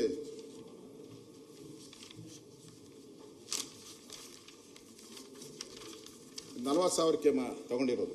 ಇದು ಫೋನ್ ಪೇನೆ. 20,000 ಒಂದು ಸರಿ, 40,000 ಒಂದು ಸರಿ. ಎಲ್ಲ ಫೋನ್ ಎಲ್ಲ ರೈಟ್ ಮಾಡಿ ಬಂದವೆ ನೋಡಿ. ಎಲ್ಲ ರೈಟ್. ಬ್ಯಾಂಕ್ ನಂಬರು ಎಲ್ಲ ಐತೆ ಇದ್ರಲ್ಲಿ. ನಾನೇನೋ ಇದ್ರಲ್ಲಿ ಮುಚ್ಚಿಡೋ ಪ್ರಶ್ನೆನೂ ಅಲ್ಲ ಇದು. ಈಗಾಗಲೇ ನಾನು ಹೇಳಿದ್ದೀನಿ.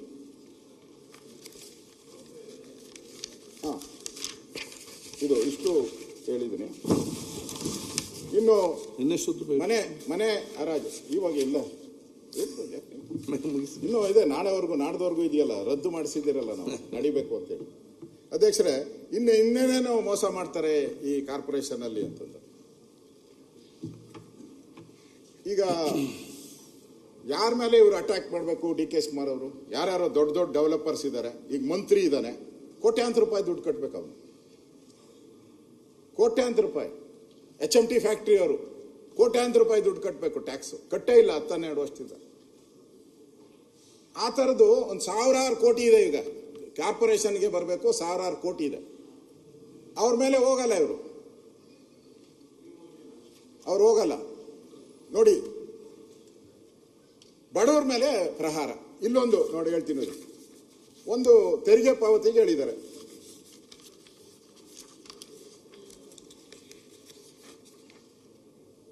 HBR ಲೇಔಟ್ ನಿಮ್ದ, HBR ಲೇಔಟ್ ಬಡಾವಣೆ ಸಂಖ್ಯೆ 1701, ಮನೆ ನಿವಾಸಿ ಬಾಕಿ 2 ವರ್ಷದಿಂದ ತೆರಿಗೆಯನ್ನು ಕಟ್ಟಿರಲ್ಲ.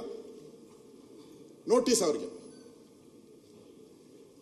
26 ಫೆಬ್ರವರಿ 3ನೇ ತಾರೀಕು ಅವರಿಗೆ ನೋಂದಾಯಿತ ಮೊಬೈಲ್ಗೆ BBMP ಮೆಸೇಜ್ ರವಾನೆ. BBMP ನಮ್ಮ ಅಧಿಕಾರಿಗಳು ಮೆಸೇಜ್ ಹಾಕ್ತಾರೆ, ನೀನು 2 ವರ್ಷದಿಂದ ಕಟ್ಟಿಲ್ಲ, ನೀನು ಟ್ಯಾಕ್ಸ್ ಕಟ್ಟಿಲ್ಲ, ಅದಕ್ಕೆ ನಿನ್ನ ಮನೆ ಹರಾಜ್ ಅಂತಾರೆ.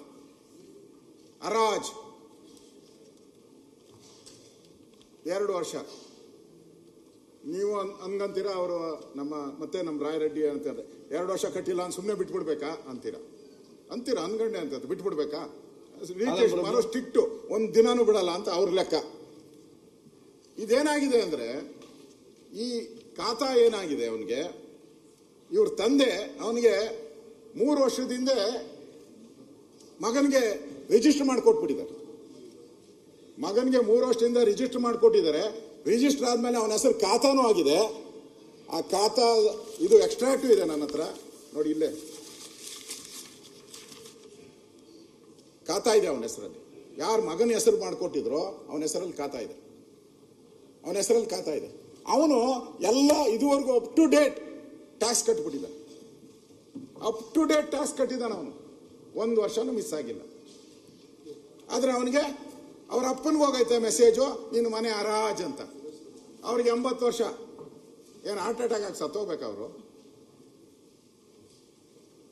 ಇಷ್ಟು ಈ ತರ ಒಂದು ಸಾಫ್ಟ್ವೇರ್ ಕಾಮನ್. ನಾನು ಹೇಳ್ತಾ ಇದ್ರೆ ನಾವು ಆ ತರ ಮಾಡ್ಬಿಡ್ತೀರಿ, ನಮ್ಮ ಸಾಫ್ಟ್ವೇರ್ ಹಿಂಗೆ ಹುಡುಕಿ ಹೊಡಿತೀರಿ. ಈಗ ನಡೀತಾ ಇದೆಯಲ್ಲ ಅದ್ಯಾವುದೋ ವಾರು, ಇಸ್ರೇಲು ಇರಾನು, ಹುಡುಕಿ ಹೊಡಿತಾರಲ್ಲ, ಹಂಗೆ ನಮ್ಮ ಕಾರ್ಪೊರೇಷನ್ ಹುಡುಕಿ ಹೊಡಿತಾ ಇದ್ದಾರೆ ಅಮಾಯಕರನ್ನ. ಟ್ಯಾಕ್ಸ್ ಕಟ್ಟಿದ್ದಾರೆ, ಅಪ್ ಟು ಡೇಟ್ ಟ್ಯಾಕ್ಸ್. ಆದ್ರೆ ನೋಟಿಸು ನಿನ್ ಮನೆ ಹರಾಜ್ ಅಂತ. ಎಷ್ಟು ಜನಕ್ಕೆ ಕೊಟ್ಟಿದ್ದಾರೆ ಹಿಂಗೆ ಲೆಕ್ಕ ಇಲ್ಲ, ಅಷ್ಟು ಜನ ಕೊಟ್ಟಿದ್ದಾರೆ. ಇಲ್ಲಿ ಒಂದು ಹೇಳಿದ್ದೀನಿ, ಇನ್ನೂ ಇದೆ, ಬೇಕು ಇನ್ನೂ ಹೇಳ್ತೀನಿ ನೋಡಿ, ಇನ್ನೂ ಇದೆ. ಅವರು ಅಷ್ಟೇ, ಇನ್ನೊಬ್ಬರದು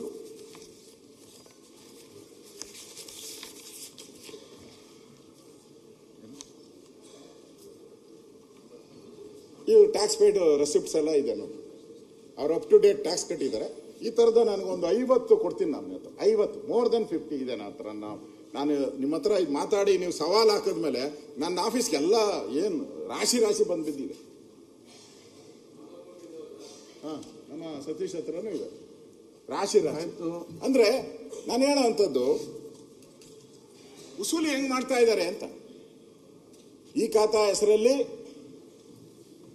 ಒಂದು ಮಾಫಿಯಾ ಗ್ಯಾಂಗ್ ರೆಡಿ ಆಗಿದೆ ಬೆಂಗಳೂರಲ್ಲಿ. ನಿಮ್ದು ಅವ್ರದ್ದು ಖಾತಾ ಆಗಿರ್ತದೆ, ಒರಿಜಿನಲ್ ಖಾತಾ ಇರುತ್ತೆ. ಇವ್ರೇನ್ ಮಾಡ್ತಾರೆ, ಅವ್ರ ಲೆಡ್ಜರಲ್ಲಿ ಒಂದು ರೌಂಡ್ ಮಾಡ್ಕೊಂಡ್ಬಿಡ್ತಾರೆ. ಅದಕ್ಕೆ ಅವರೇ ರೌಂಡ್ ಮಾಡ್ಕೊಂಡು ಅಲ್ಲಿ ಪಕ್ಕದಲ್ಲಿ ಬಿ ಅಂತ ಬರ್ಕೊಂಡಿರ್ತಾರೆ ಅಷ್ಟೇ. ಒರಿಜಿನಲ್ ರೆಕಾರ್ಡ್ ಅಲ್ಲಿ ಕರೆಕ್ಟ್ ಆಗಿರ್ತದೆ ಖಾತಾ, ಇವ್ರ ರೆಕಾರ್ಡ್ ಅಲ್ಲಿ ಬಿ ಇರ್ತೈತೆ. ತೋರಿಸ್ತಾರೆ, ನೋಡಪ್ಪ ನಿಂದು ಕ್ಯಾನ್ಸಲ್ ಆಗ್ಬಿಟ್ಟೈತೆ, ಇದ್ದಿದ್ದು ಬಿ ಆಗೋಗ್ಬಿಟ್ಟೈತೆ. ಸರ್ ಅದು ಹೆಂಗ್ ಸರ್ ಆಗೋಗ್ಬಿಟ್ಟೈತೆ, ನಾನೇನ್ ಮಾಡ್ಲಿ, ಕಂಪ್ಯೂಟರ್ ಸಿಸ್ಟಮ್ ಅಲ್ಲಿ ಬಂದ್ಬಿಟ್ಟಿದೆ. ಇದು ಲಕ್ಷಾಂತರ ಕೇಸ್ ಉಸಿಲಿ. ಈ ತರ ಒಂದು ರೀತಿ ಮೆಸೇಜ್ ಹಾಕೋದು, ನಿನ್ನ ಮನೆ ಹರಾಜ್ ಅನ್ನೋದು ಏನ್ ಸರ್ ಟ್ಯಾಕ್ಸ್ಗೆ? ಅದು ಟ್ಯಾಕ್ಸ್ ಕಟ್ಟಿರೋರು ನಾನು ಹೇಳ್ತಾ ಇರೋದು, ಕಟ್ಟದೇ ಇರೋರು ಪರವಾಗಿಲ್ಲ, ಕಟ್ಟಿರೋರ್ಗು ಮನೆ ಹರಾಜ್ ಆಗ್ತಿರಲ್ಲ ನೀವು. ಈ ಸರ್ಕಾರಕ್ಕೆ ನಾವೇನು ಹೇಳ್ಬೇಕು ಹೇಳಿ ಸರ್ ಅಧ್ಯಕ್ಷ? ಈ ಸರ್ಕಾರಕ್ಕೆ ನಮ್ಮ DK ಶಿವಕುಮಾರ್ ಅವತ್ತೇನೋ ಒಂದು ಸ್ಪೀಡಲ್ಲಿ ಅವ್ರದ್ದು ಒಂಥರ ಏನು ಸ್ಪೀಡು, ಒಂದೇ ಭಾರತ್ ರೈಲು ಹೋಗ್ತೈತಲ್ಲ ಹಂಗೆ ಸ್ಪೀಡ್ ಜಾಸ್ತಿ, ಸ್ಪೀಡ್ ಲೈಟ್ನಿಂಗ್ ತರ ಹೊಡೆದ್ಬಿಟ್ರು. ಈಗೇನು ಹೇಳ್ತೀರಾ ಇದಕ್ಕೆ? ಈ ಲಂಚಕ್ಕೆ ಏನು ಹೇಳ್ತೀರಾ? ಸಾಕ್ಷಿ ಕೊಟ್ಟಿದ್ದೀನಿ, ದಾಖಲೆ ಕೊಟ್ಟಿದ್ದೀನಿ, ಫೋನ್ ಪೇ ಕೊಟ್ಟಿದ್ದೀನಿ, ಇನ್ಯಾವ ಪೇ ಕೊಡ್ಬೇಕು ಹೇಳಿ? ನಿಮ್ಮ ಈ ಖಾತಾ ಬಂಡವಾಳವನ್ನು ನಾನು ಹೇಳ್ತಾ ಇದ್ದೀನಿ.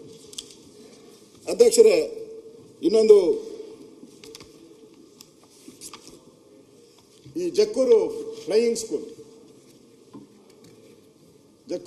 ಸ್ಕೂಲ್ ಇದೆ, ನಾವು ನೋಡ್ತಾ ಇರೋದು. ಅದ್ರ ಮೇಲೆ ಏನೋ ನಿಮ್ಗೆ ಕಣ್ಣು ಬಿದ್ದಿದ್ಯಾ ಅಂತ ಶಿವಕುಮಾರ್ ಅವರಿಗೆ. ಏನು ಮಾಡಬೇಕು ಅಂತ ಇದ್ದೀರಾ ಅದನ್ನು? ಜಕ್ಕೂರು ಫ್ಲೈಯಿಂಗ್ ಸ್ಕೂಲ್ ಎಷ್ಟು? 217 ಎಕರೆ. ಏನೋ ಎಲ್ಲ ಮಕ್ಕಳು, ಬಡವ್ರ ಮಕ್ಕಳು, ಮಧ್ಯಮ ವರ್ಗದವ್ರ ಮಕ್ಕಳು ಪೈಲಟ್ ಆಗಲಿ ಅಂತೇಳಿ ಪ್ರಾರಂಭ ಮಾಡಿದ್ದು. ಈಗ ಅದ್ರ ಮೇಲೆ ಏನೋ ಕಣ್ಣು ಬಿದ್ದೈತೆ ಅಂತ ನನಗೆ ಪತ್ರಿಕೆ ಬಂದೈತೆ. ಅವಾಗ ಪ್ರಜಾವಾಣಿ ಒಂದು ಆರ್ಟಿಕಲ್ಲು ಬಂದ್ಬಿಟ್ಟಿದೆ, ದೊಡ್ಡ ಆರ್ಟಿಕಲ್. ಇಲ್ಲಿದೆ ಆರ್ಟಿಕಲ್.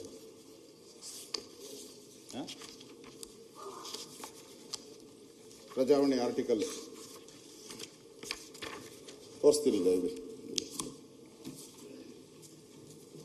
ಇದು ಮೈಸೂರು ಮಹಾರಾಜರು ಪ್ರಾರಂಭ ಮಾಡಿದ್ದನ್ನು.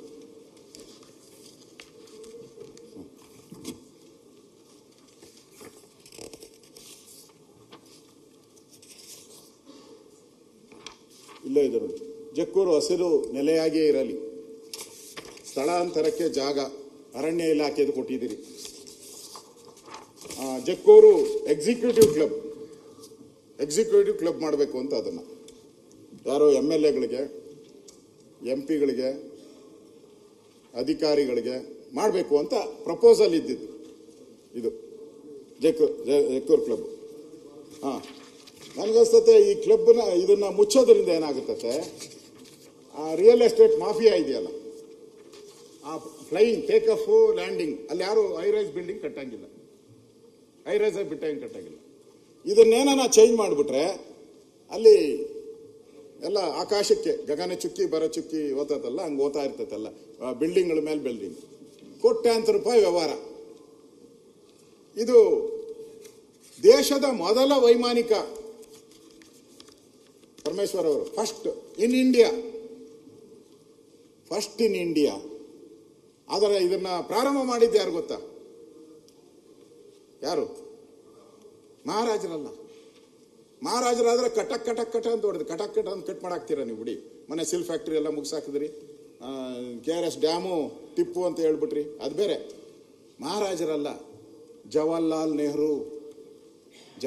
ನೆಹರು ಫಸ್ಟ್ ಒಂದು ಟ್ರೈನಿಂಗ್ ಸೆಂಟರ್ ಆಗಬೇಕು, ಪೈಲಟ್ಗಳು ನಮ್ಮ ದೇಶದಲ್ಲೂ ರೆಡಿ ಆಗಬೇಕು ಅಂತೇಳಿ ಒಟ್ಟು 377 ಎಕರೆ 2 ಗುಂಟೆ ಜಮೀನು ಜವಾಹರ್ಲಾಲ್ ನೆಹರು ಉದ್ಘಾಟನೆ ಮಾಡಿದ್ದಾರೆ. ಕಲ್ಲು ಇದೆ, ಆ ಕಲ್ಲನ್ನು ಹೊಡೆದಾಕಕ್ಕೆ ಹೋಗಬೇಡಿ, ಕಲ್ಲಿದೆ. ಈ ಭೂಮಿ 1940 ಮಹಾರಾಜರು ಕೊಟ್ಟಿದ್ದು. ಇದು ಫಾರೆಸ್ಟ್ ಲ್ಯಾಂಡ್. ಇವರೇನು ಕಬಳಿಕೆ ಮಾಡಕ್ಕೆ ಹೋಗ್ತಾ ಇದ್ದಾರೋ, ಇಟ್ಸ್ ಎ ಫಾರೆಸ್ಟ್ ಲ್ಯಾಂಡ್. ಅವತ್ತು ಮಹಾರಾಜರು ಫಾರೆಸ್ಟ್ ಡಿಪಾರ್ಟ್ಮೆಂಟ್ ಅನ್ನ ಎಲ್ಲ ಕರೆದುಬಿಟ್ಟು ಈ ಪರ್ಪಸ್ಗೋಸ್ಕರ ಕೊಟ್ಟಿದ್ದಾರೆ. ಯಾವುದೋ ಫ್ಲೈಯಿಂಗ್ ಸ್ಕೂಲ್ಗೋಸ್ಕರ ಕೊಟ್ಟಿದ್ದಾರೆ, ಡೆಸಿಗ್ನೇಟ್ ಮಾಡಿ ಕೊಟ್ಟಿದ್ದಾರೆ. ಕಾನೂನು ಗೊತ್ತಿರೋರಿಗೆ ಗೊತ್ತಿರುತ್ತೆ. ಒಂದ್ಸರಿ ಇದು ಕೊಟ್ಟಿರುವಂತ ಪರ್ಪಸ್ ಇಲ್ಲ ಅಂತ ಆದ್ರೆ ವಾಪಸ್ ಫಾರೆಸ್ಟ್ ಇಲಾಖೆಗೆ ಹೋಗ್ಬೇಕು. ಇದು ಕಾನೂನು. ಕರೆಕ್ಟಾ ರಾಯರೆಡ್ಡಿ ಅವರೇ? ಕಾನೂನು. ಇದನ್ನ ಇವತ್ತು ಜವಾಹರ್ಲಾಲ್ ನೆಹರು ಮಾಡಿದ್ದು, ಅದು ಅವತ್ತು ಆರ್ಡರ್ ಇದೆ ನೋಡಿ. ಇದು Karnataka government of is highness the Maharaja of Mysuru 1940 order ಎಲ್ಲ ಇದೆ, ಸೆಟಲ್ಮೆಂಟ್ ಇದು ಕಾಪಿ ಎಲ್ಲ ಇದೆ ನನ್ನ ಹತ್ರ. ಇದು ಮಹಾರಾಜರು ಕೊಟ್ಟಿರೋದು, ಏನ್ ಪರ್ಪಸ್ ಅಂತ ಎಲ್ಲ ಕೊಟ್ಟಿದ್ದಾರೆ.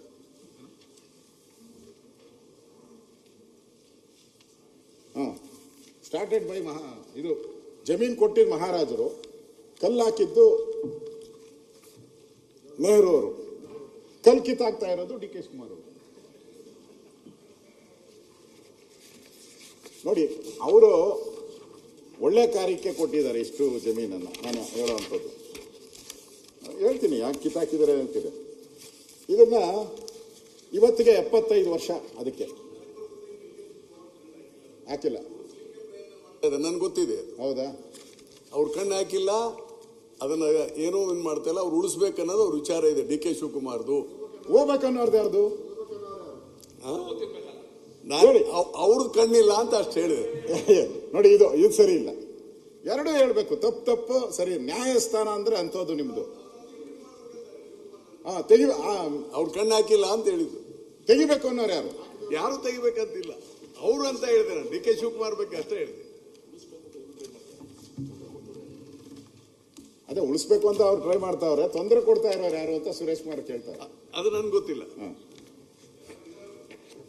ಇದು ಬಹಳ ವರ್ಷಗಳಿಂದ ಬಹಳ ಒಳ್ಳೆ ರೀತಿ ನಡ್ಕೊಂಡ್ ಬಂದಿತ್ತು. ಹಿಂದೆ ಬಸವರಾಜ ಬೊಮ್ಮಾಯಿಯವರಿದ್ದಾಗ ಹೇಳ್ತೀನಿ, ಇದು ಮುಚ್ಚಲ್ಲ ಅಂತ ನೀವು ಇಲ್ಲಿ ಅಶ್ಯೂರೆನ್ಸ್ ಕೊಡಿ, ಆಮೇಲೆ ಹೇಳ್ತೀನಿ ಅದಕ್ಕೇನು. ದುಡ್ಡು ಕೊಟ್ಟವರು ಬಸವರಾಜ ಬೊಮ್ಮಾಯಿ ಅವರಿದ್ದಾಗ ದುಡ್ಡು ಕೊಟ್ಟಿದ್ದಾರೆ. ನೀವು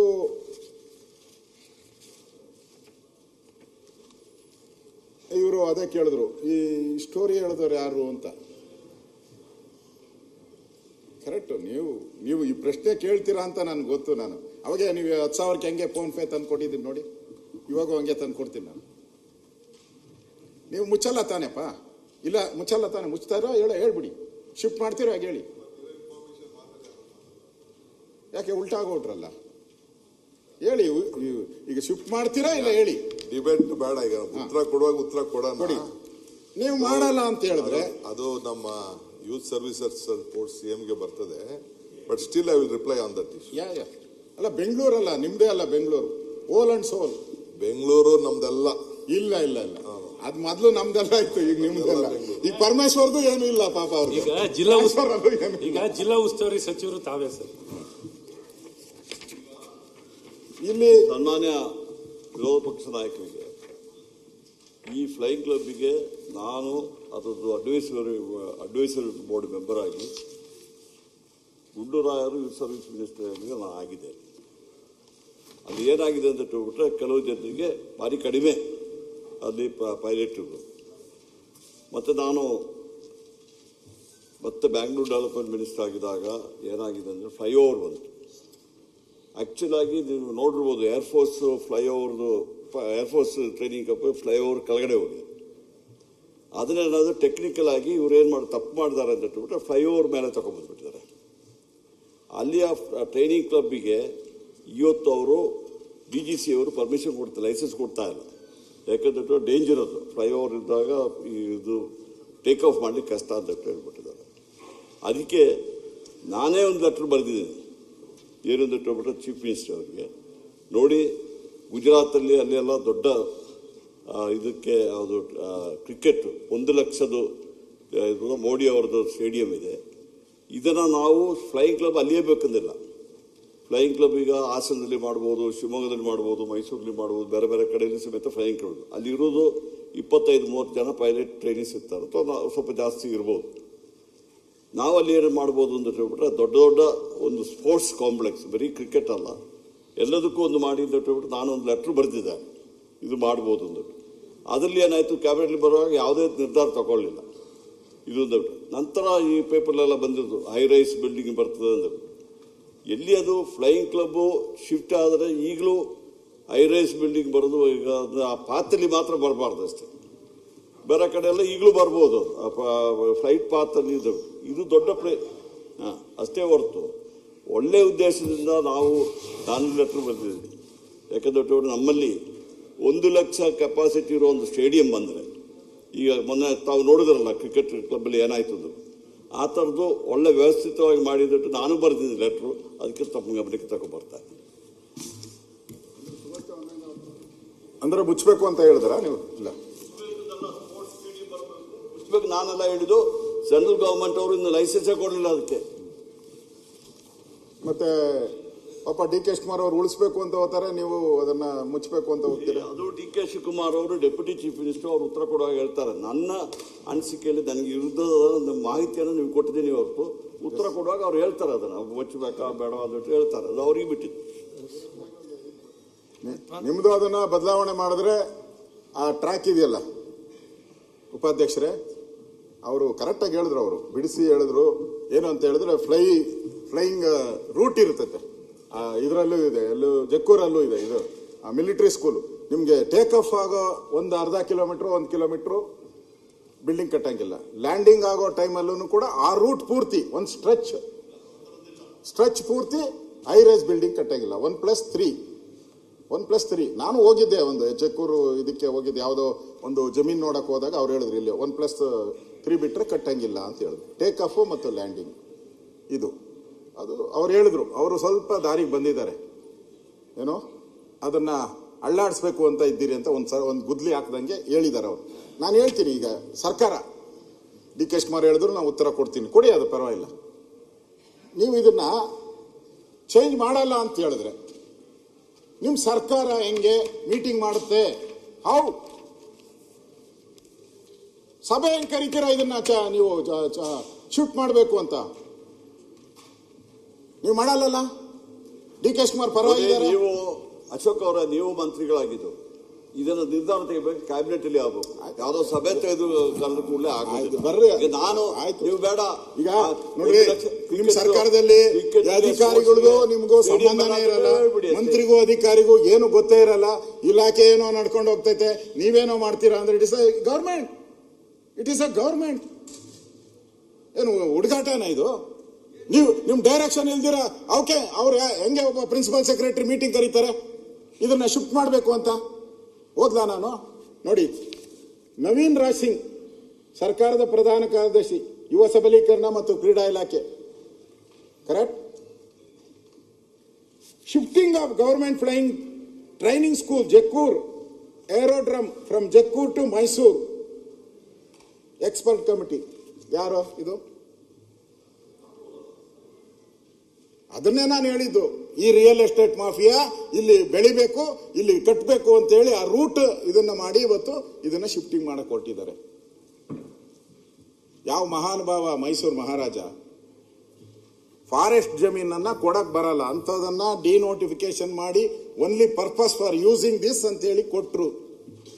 ಅವತ್ತಿನ ನಮ್ಮ ಪ್ರಧಾನಮಂತ್ರಿ ಜವಾಹರ್ಲಾಲ್ ನೆಹರು ಅವರು ಸ್ಟೋನ್ ಹಾಕಿದ್ರು, ಆ ಸ್ಟೋನ್ಗೂ ಕಲ್ಲು ಹಾಕ್ಬಿಟ್ರಿ ಇವತ್ತು. ನೋಡಿ, ಅವ್ರು ಬರೀತಾರೆ ಹೆಂಗೆ ಅಂತಂದ್ರೆ, in this regard the expert committee meeting being conveyed under the my chairmanship greatness to be scheduled on 3rd December 2025 at 11 AM in room number 246, second floor, second gate, MS building, Bengaluru 1. ಇಲ್ಲ, ನವೀನ್ ರಾಜ್ ಸಿಂಗ್ ಅಶೋಕ್ ಅವರೇ, ಇವರು ಅಶೋಕ್ ಅವರು ಬಿಡಿ, ನಿಮ್ಮ ಇಲಾಖೆ ಇಲಾಖೆ ಅಲ್ಲ, ಸ್ವಲ್ಪ ನಿಮಗೆ ಹೇಳ್ತೀನಿ. ಇವತ್ತು ಫ್ಲೈಯಿಂಗ್ ಕ್ಲಬ್ ಶಿಫ್ಟ್ ಮಾಡಿದ್ರು ಸಮೇತ ನಮ್ಮ CDP ಬರ್ತಾ ಇದೆ. ಆ CDP ಬರುವಲ್ಲಿ ಆ ಪಾತ್ರಲ್ಲಿ ಐವ್ರೈಸ್ ಬಿಲ್ಡಿಂಗ್ ಬರಬಾರ್ದು ಅಂತ ನಾವು ಬೇಕಾದ್ರೆ ಕಂಡೀಷನ್ ಹಾಕ್ಬೋದು. ನಾನು ಹೇಳ್ತಾ ಇರೋದು ಫ್ಲೈಯಿಂಗ್ ಕ್ಲಬ್ 25-30 ಜನ 40 ಜನ ಸ್ಟೂಡೆಂಟ್ಸ್ ಇರ್ತಾರೆ, ಅವರಿಗೆ ರೆಸಿಡೆನ್ಷಿಯಲ್ ಅಕಾಮಿಡೇಷನ್ ಮಾಡಿಕೊಟ್ರೆ ಬೇರೆ ಕಡೆ ಮಾಡ್ಬೋದು. ನಮ್ಮ ಬೆಂಗಳೂರು ನಗರಕ್ಕೆ ಒಂದು ದೊಡ್ಡ ಸ್ಟೇಡಿಯಂ ಬೇಕಾಗಿದೆ. ಬರೀ ಇದಕ್ಕೆ ಮಾತ್ರ ಅಲ್ಲ, ಕ್ರಿಕೆಟ್ಗೆ ಮಾತ್ರ ಅಲ್ಲ, ಫುಟ್ಬಾಲು ಒಂದು ಸ್ಪೋರ್ಟ್ಸ್ ಕಾಂಪ್ಲೆಕ್ಸ್ ಮಾಡಲಿಕ್ಕೆ ಅದು ಸೂಕ್ತ ಜಾಗ. ನನ್ನ ವೈಯಕ್ತಿಕ ಅನಿಸಿಕೆ ಹೇಳಿದ್ದೀನಿ. ಅದನ್ನು ತೀರ್ಮಾನ ತೆಗಿಬೇಕಾದ್ರೆ ಕ್ಯಾಬಿನೆಟ್ ತಗೋಬೇಕಾಗ್ತದೆ, ನಾನಲ್ಲ ಹೇಳೋದಕ್ಕೆ. ಅದಕ್ಕೆ ನಿಮ್ಮದೇನು ಅದು ಬೇಡವಾ? ಇಲ್ಲ ಸರ್, ಈಗ ಅಶೋಕ್ ಅವರು ಮಾತಾಡ್ತಾ ಇರುವಾಗ ಮತ್ತೆ ಮತ್ತೆ ಮತ್ತೆ ನಿಂತ್ಕೊಂಡ್ರೆ ಅವ್ರು ಇದು ಕುಂಬಳಕಾಯಿ ಅಂತ ಹೇಳ್ತಾ ಇದ್ದಾರೆ. ಗೊತ್ತಿಲ್ಲ, ಇನ್ನ ಬರೀ ಕುಂಬಳಕಾಯಿ ಅಷ್ಟೇ ಹೇಳ್ತಾ ಇರೋದು. ಯಾಕೆ? ಅವ್ರ ಖಾತೆ ಅಲ್ಲ, ಅವರು ಬೆಂಗಳೂರು ಅಭಿವೃದ್ಧಿ ಸಚಿವರಲ್ಲ, ಅವ್ರ ಯೋಜನಾ ಖಾತೆ ಅವ್ರದಲ್ಲ, ಯಾಕೆ ಮತ್ತೆ ಎದ್ದು ನಿಂತ್ಕೊಳ್ತಾರೆ? ಮೋಸ್ಟ್ಲಿ ಅಲ್ಲಿ ಪ್ರಾಜೆಕ್ಟ್ ಇರಬೇಕು. ನೀವು ಎದ್ದಿದ್ದು ಮಾತಾಡ್ತಿದ್ರಲ್ಲ ಯಾವಾಗಲೂ. ಇದೀನಿ ಅದನ್ನು ಹೇಳಿದ ಮೇಲೆ ಅವರು ಯಾವಾಗ ಏನು ಹೇಳ್ತಾರೆ, ಇದು ಬಿಲ್ಡರ್ಸ್ಗೆ ಅನುಕೂಲ ಮಾಡಲಿಕ್ಕೆ ಮಾಡ್ತಾರೆ ಅಂತ ಹೇಳೋದಕ್ಕೆ ಆ ಥರ ಇದ್ಬಿಟ್ರೆ CDP ಇದರಲ್ಲಿ DCM ಅವರೇ ಅದರದ್ದು ಮಿನಿಸ್ಟರ್ ಇದ್ದಾರೆ. ಅವರು ನವೀನ್ ರಾಜ್ ಸಿಂಗ್ ಮೀಟಿಂಗ್ ಬಗ್ಗೆ ಅವ್ರು ಹೇಳ್ತಾ ಇದ್ದಾರೆ, ನೀವು ಯಾಕೆ ಅಡ್ವೊಕೇಟ್ ಆಗ್ತೀರಾ ಅವ್ರಿಗೆ? ನಾನು ಸುರೇಶ್ ಕುಮಾರ್ ಅವರೇ, ನಮ್ಮ ಇಲಾಖೆಗಳಲ್ಲಿ ಸಾಕಷ್ಟು ಮೀಟಿಂಗ್ ನಡೀತದೆ, ಆದ್ರೆ ಡಿಸಿಷನ್ ತೆಗಿಬೇಕಾಗಿದ್ದು ಕ್ಯಾಬಿನೆಟ್ ತಗೋಬೇಕಾಗಿತ್ತು. ನೀವು ಮಂತ್ರಿ ಆಗಿದ್ದು ಮಿನಿಸ್ಟರ್. ಹೌದು, ಸುಮ್ಮನೆ ಎದ್ದು ನಿಂತ್ಕೋಬಾರ್ದು. ಅಲ್ಲ, ಅದಿಲ್ಲ, ಎಲ್ಲ ಹೇಳೋದಕ್ಕೆ ಸ್ವಲ್ಪ ಇನ್ಪುಟ್ ಕೊಡೋದಕ್ಕೆ ನಾನು ಇದು ಮಾಡಿದೆ, ಸ್ವಲ್ಪ ಅವ್ರಿಗೆ ಸಹಾಯ ಮಾಡಲಿಕ್ಕೆ ಎದ್ದು ನಿಂತಿದ್ದೀನಿ. ಸನ್ಮಾನ್ಯ ಅಧ್ಯಕ್ಷ, ಈಗ ಆಯ್ತು, ಜಾರ್ಜ್ ಅವ್ರು ಬಿಟ್ಬಿಡಿ. ಅವರು ಏನೋ ಡಿ ಕೆ ಶಿವಕುಮಾರ್ ಅವರು ಉಳಿಸ್ತೀನಿ ಅಂತಾರೆ, ನೋಡೋಣ, ಅವ್ರ ಹತ್ರನೇ ಮಾತಾಡ್ತೀನಿ. ನೀವು ಅಳಿಸ್ತೀನಿ ಅನ್ನೋರು ಸ್ವಲ್ಪ ಅಳಿಸೋರ್ನೆಲ್ಲ ಸೈಡ್ಗೆ ಇಕ್ತೀನಿ, ಉಳಿಸೋರ್ನೆಲ್ಲ ಮಾತಾಡೋಣ, ಬಗ್ಗೆ ಉಳಿಸೋರ್ ಬಗ್ಗೆ ಮಾತಾಡೋಣ. ಸನ್ಮಾನ್ಯ ಅಧ್ಯಕ್ಷರೇ, ಇದೇನಲ್ಲ ಇವ್ರದ್ದು. ಈಗ ಜಾರ್ಜ್ ಅವರಾಗ್ಲಿ ಇನ್ನೊಬ್ರದ್ದು ಇದೇನು ಫಸ್ಟ್ ಏನಲ್ಲ. ಹಿಂದೆ ನಿಮ್ಮ ಸರ್ಕಾರ ಇದ್ದಾಗ ಹಿಂದೆ ನಿಮ್ಮ ಸರ್ಕಾರ ಹಿಂದೆ ಇದ್ದಾಗ ಇದನ್ನ ಎಕ್ಸಿಕ್ಯೂಟಿವ್ ಕ್ಲಬ್ ಮಾಡಬೇಕು ಅಂತ ಆದೇಶ ಮಾಡಿದ್ರು. ದಾಖಲೆ ಬೇಕು ಅಂದ್ರೆ ಕೊಡ್ತೀನಿ, ಅದನ್ನು ಆರ್ಡರ್ ಬೇಕಾ ಕೊಡ್ತೀನಿ. ಎಕ್ಸಿಕ್ಯೂಟಿವ್ ಕ್ಲಬ್ ಯಾರಿಗೆ? ಅಧಿಕಾರಿಗಳಿಗೆ, MLAಗಳಿಗೆ, ಬೇರೆ ಬೇರೆ ದೊಡ್ಡ ದೊಡ್ಡ ವ್ಯಕ್ತಿಗಳಿಗೆ ಅದೊಂದು ಎಕ್ಸಿಕ್ಯೂಟಿವ್ ಕ್ಲಬ್ ಮಾಡಬೇಕು ಅಂತ ಮಾಡಿದ್ರು. ಹೆಸರಷ್ಟೇ. ಅದರಲ್ಲಿ ಎಕ್ಸಿಕ್ಯೂಟಿವ್ ಕ್ಲಬ್ ಸ್ಥಾಪನೆಗೆ ಬಂದಿತ್ತು. ಅದಾದಮೇಲೆ ನಮ್ಮ ಸರ್ಕಾರ ಬಂತು. ನಾವು ಅದನ್ನು ಬೊಮ್ಮಾಯಿಯವರಿದ್ದಾಗ ನಾನು ಅದನ್ನು ಕ್ಯಾನ್ಸಲ್ ಮಾಡಿಸ್ಬಿಟ್ರಿ. ನಾವು ಮಾಡಬಾರ್ದು ಅಂತ ಹೇಳಿಬಿಟ್ಟು ಅದನ್ನು ಕ್ಯಾನ್ಸಲ್ ಮಾಡಿದ್ರು ಎಕ್ಸಿಕ್ಯೂಟಿವ್ ಕ್ಲಬ್ನ. ಈಗ ನಮ್ಮ ಜಾರ್ಜ್ ಅವ್ರು ಬೇಡ, ಅವ್ರ ಹೆಸರು ಹೇಳಲ್ಲ, ಹೇಳ್ತೀನಿ ಸರ್. ಇದ್ರ ಬಗ್ಗೆ ಈ ಕ್ಲಬ್ ಮಾಡಿದ್ರಲ್ಲ ನೀವು, ಈ ಕ್ಲಬ್ ಮಾಡಿದ ಬಗ್ಗೆ ಮತ್ತೆ ಇಲ್ಲಿ ಆಗ್ತಾ ಇರೋ ಅನ್ಯಾಯದ ಬಗ್ಗೆ, ಇಲ್ಲಿ ಯಾವ ಒಂದು ಜಕ್ಕೂರು ಏರೋಡ್ರಮ್ ಉಳಿಬೇಕು, ದೇಶದ ಮೊದಲ ವೈಮಾನಿಕ ಟ್ರೈನಿಂಗ್ ಸೆಂಟರ್, ನೆಹರು ಅವರು ಫ್ಲೈಯಿಂಗ್ ಕ್ಲಬ್ ನೆಹರು ಅವರು ಓಪನ್ ಮಾಡಿದ್ದು, ಮಹಾರಾಜರು ಕೊಟ್ಟಿದ್ದು, ಇದೊಂದು ಮಾನ್ಯುಮೆಂಟ್ ಅಂತ ನಾವು ತೀರ್ಮಾನ ಮಾಡಬೇಕು. ಇದೇನೋ ಒಂದು ಕಟ್ಟಡ ಅಲ್ಲ, ಏನೋ ಒಂದು ಬಾಂಧವ್ಯ ಇರುವಂಥದ್ದು ಅಂತೇಳಿ ಉಳಿಸ್ಬೇಕು ಅಂತೇಳಿ ಇರೋದು. ಅದಕ್ಕೆ ನಮ್ಮ ಪ್ರಿಯಾಂಕ್ ಇದಾರಲ್ಲ, ಅವ್ರ ಪಕ್ಕ ಒಂದು ಸೀಟ್ ಇದೆ, ಪ್ರಿಯಾಂಕಾ ಪಕ್ಕ ಒಂದು ಸೀಟ್ ಇದೆ. ಅವರೇನು ಹೇಳ್ತಾರೆ ಅಂತ ನೀವೇನೋ ಹೇಳ್ಬಿಟ್ರಿ, ಅವರೇನೋ ಹೇಳ್ಬಿಟ್ರಿ. ಅವರು ಇಲ್ಲಿದ್ದಾಗ ಈ ಸೀಟಲ್ಲಿ ಕೂತಿದ್ರು, ಅವರು ಅಲ್ಲಿದ್ದಾಗ ಇದ್ರ ಬಗ್ಗೆ ಕಾಂಗ್ರೆಸ್ಸಿನ ಅಭಿಪ್ರಾಯ ನಾನು ಹೇಳ್ತಾ ಇರೋದು. ಆಸ್ ಎ ಕಾಂಗ್ರೆಸ್ ಮ್ಯಾನ್ ಅವತ್ತು ಹೇಳ್ತಾರೆ. ಮೈಸೂರು ಅವರು ನಿಯಮ 73 ಅಡಿ ಪ್ರಸ್ತಾವಿಸುವ, ಗಮನ ಸೆಳೆಯುವ ಸೂಚನೆ ಆನ್ ರೆಕಾರ್ಡ್, ಈ ರೆಕಾರ್ಡಲ್ಲಿ ಇದೆ ನೋಡಿ, ಇಲ್ಲಿದೆ ನನ್ನ ಹತ್ರ ರೆಕಾರ್ಡ್ ಎಲ್ಲ ತಗೊಂಡಿದ್ದೀನಿ. ಅವರೇನು ಹೇಳ್ತಾರೆ? ಮೈಸೂರು ಮಹಾರಾಜರ ಕಾಲದಲ್ಲಿ ಸ್ಥಾಪನೆ ಆಗಿರುವ ಜಕ್ಕೂರು ವೈಮಾನಿಕ ಶಾಲೆ ಬಹಳ ಹಿಂದಿನ ಸರ್ಕಾರ, ವೈಮಾನಿಕ ಶಾಲೆಯ ಬಗ್ಗೆ ಹಿಂದಿನ ಸರ್ಕಾರ, ಹಿಂದೆ ಅವ್ರು ಇಲ್ಲಿದ್ರು, ಹಿಂದಿನ ಸರ್ಕಾರ ಯಾರು? ಕಾಂಗ್ರೆಸ್ ಸರ್ಕಾರ ತಪ್ಪಾಗಿದೆ, ಹಿಂದಿನ ಸರ್ಕಾರದಲ್ಲಿ ತಪ್ಪಾಗಿದೆ, ಈ ಅಕ್ಸೆಪ್ಟೆಡ್, ಇಸ್ ಆನ್ ರೆಕಾರ್ಡ್. ನಾನು ಓದ್ತಾ ಇರೋದೆಲ್ಲ ರೆಕಾರ್ಡ್, ನಿಮಗೂ ಬೇಕಾದ್ರೆ ಕಳಿಸ್ಕೊಡ್ತೀನಿ, ಬೇಕಾದ್ರೆ ಇಸ್ ಎ ರೆಕಾರ್ಡ್. ತಪ್ಪಾಗಿದೆ, ಈಗಿರುವ ಟರ್ಫ್ ಕ್ಲಬ್, ಗಾಲ್ಫ್ ಕ್ಲಬ್ ಸಾಲದು ಎಂದು 106 ಶಾಸಕರು, 106 IAS IPS ಅಧಿಕಾರಿಗಳು, 106 ಸರ್ಕಾರಿ ಅಧಿಕಾರಿಗಳು, 50 ಅದೇನೋ ಬೇಡ ಕ್ಲಬ್ಗಳು ತೀರ್ಮಾನಿಸಿ 200 ಎಕರೆ ಭೂಮಿಯನ್ನು PPP ಮಾದರಿಯಲ್ಲಿ ಅವರಿಗೆ ಕೈಗೆ ಹೋದರೆ ಅಲ್ಲಿ ಅವರು ಏನು ಚಟುವಟಿಕೆ ಮಾಡುತ್ತಾರೆ ಎನ್ನುವುದು ಯಾರಿಗೆ ಗೊತ್ತು? ಯಾರು? ಕೃಷ್ಣ ಬೈರೇಗೌಡ ಹೇಳಿರೋದು. ಒಂದು ಬಾರಿ ಖಾಸಗಿಯವರಿಗೆ ಕೈಗೆ ಹೋದರೆ ನಾಳೆ ದಿನ ನಾವೆಲ್ಲರೂ ಹೊರಗಡೆ ಉಳಿಯಬೇಕಾಗ್ತದೆ. ಇದು ದೊಡ್ಡ ಹಗರಣವೇ. It's a big scandal. Krishna ಬೈರೇಗೌಡರು ಹೇಳುವಂಥದ್ದು ಇಟ್ಸ್ ಎ ಬಿಗ್ ಸ್ಕ್ಯಾಂಡಲ್ ಅಂತಾರೆ. ಏನೋ PPP ಮಾಡಲಲ್ಲಿ ಕ್ಲಬ್ ಮಾಡಕ್ ಹೋಗೋದು. ನಾನು ಕ್ಲಬ್ ಮಾಡ್ತೀನಿ ಅಂತ ಹೇಳಿದ್ನ? ನಾನು ಹೇಳಿಲ್ಲ. ನೀವು ಕೇಳಿದ್ರೆ ರೆಕಾರ್ಡ್ ಆಯ್ತಾ ಅಂತ. ರೆಕಾರ್ಡ್ ನೋಡಿ, Krishna Byre Gowda is telling on the floor. ಹಿಂದಿನ ಸರ್ಕಾರ ತಪ್ಪು ಮಾಡಿದೆ, ಇದು ದೊಡ್ಡ ಹಗರಣ ಅಂತ ಅಕ್ಸೆಪ್ಟೆಡ್ ಮಿಸ್ಟರ್ ಕೃಷ್ಣ ಬೈರೇಗೌಡ. ಇದಕ್ಕೇನು ಹೇಳ್ತೀರಾ? ಅವರು ಹೇಳಿರೋಂಥ ಮಾತು. ಅವರು ಇನ್ನು ಅವ್ರು ಪೂರ್ತಿ ಹೇಳಕ್ ಹೋದ್ರೆ ಇನ್ನು ಬಹಳ ಬೈದಿದ್ದಾರೆ ನಿಮ್ಮ ಸರ್ಕಾರ. ನಮಗ ಜಾಸ್ತಿ ಬೈದ್ಬಿಟ್ಟಿದ್ದಾರೆ, ಹೇಳಕ್ ಹೋಗಲ್ಲ ಅವ್ರು. ಪಾಪ ಅವನ್ನ ಬೇಜಾರು ಮಾಡ್ಕೊಂತಾರೆ ಅವರು ಇದನ್ನ.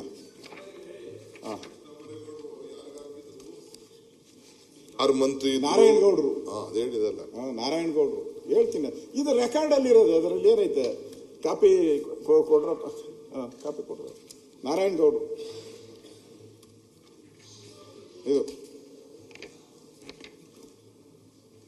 ಆದ್ರಿಂದ ಇಲ್ಲಿ ಅವರು ಹೇಳ್ಬೇಕಾದ್ರೆ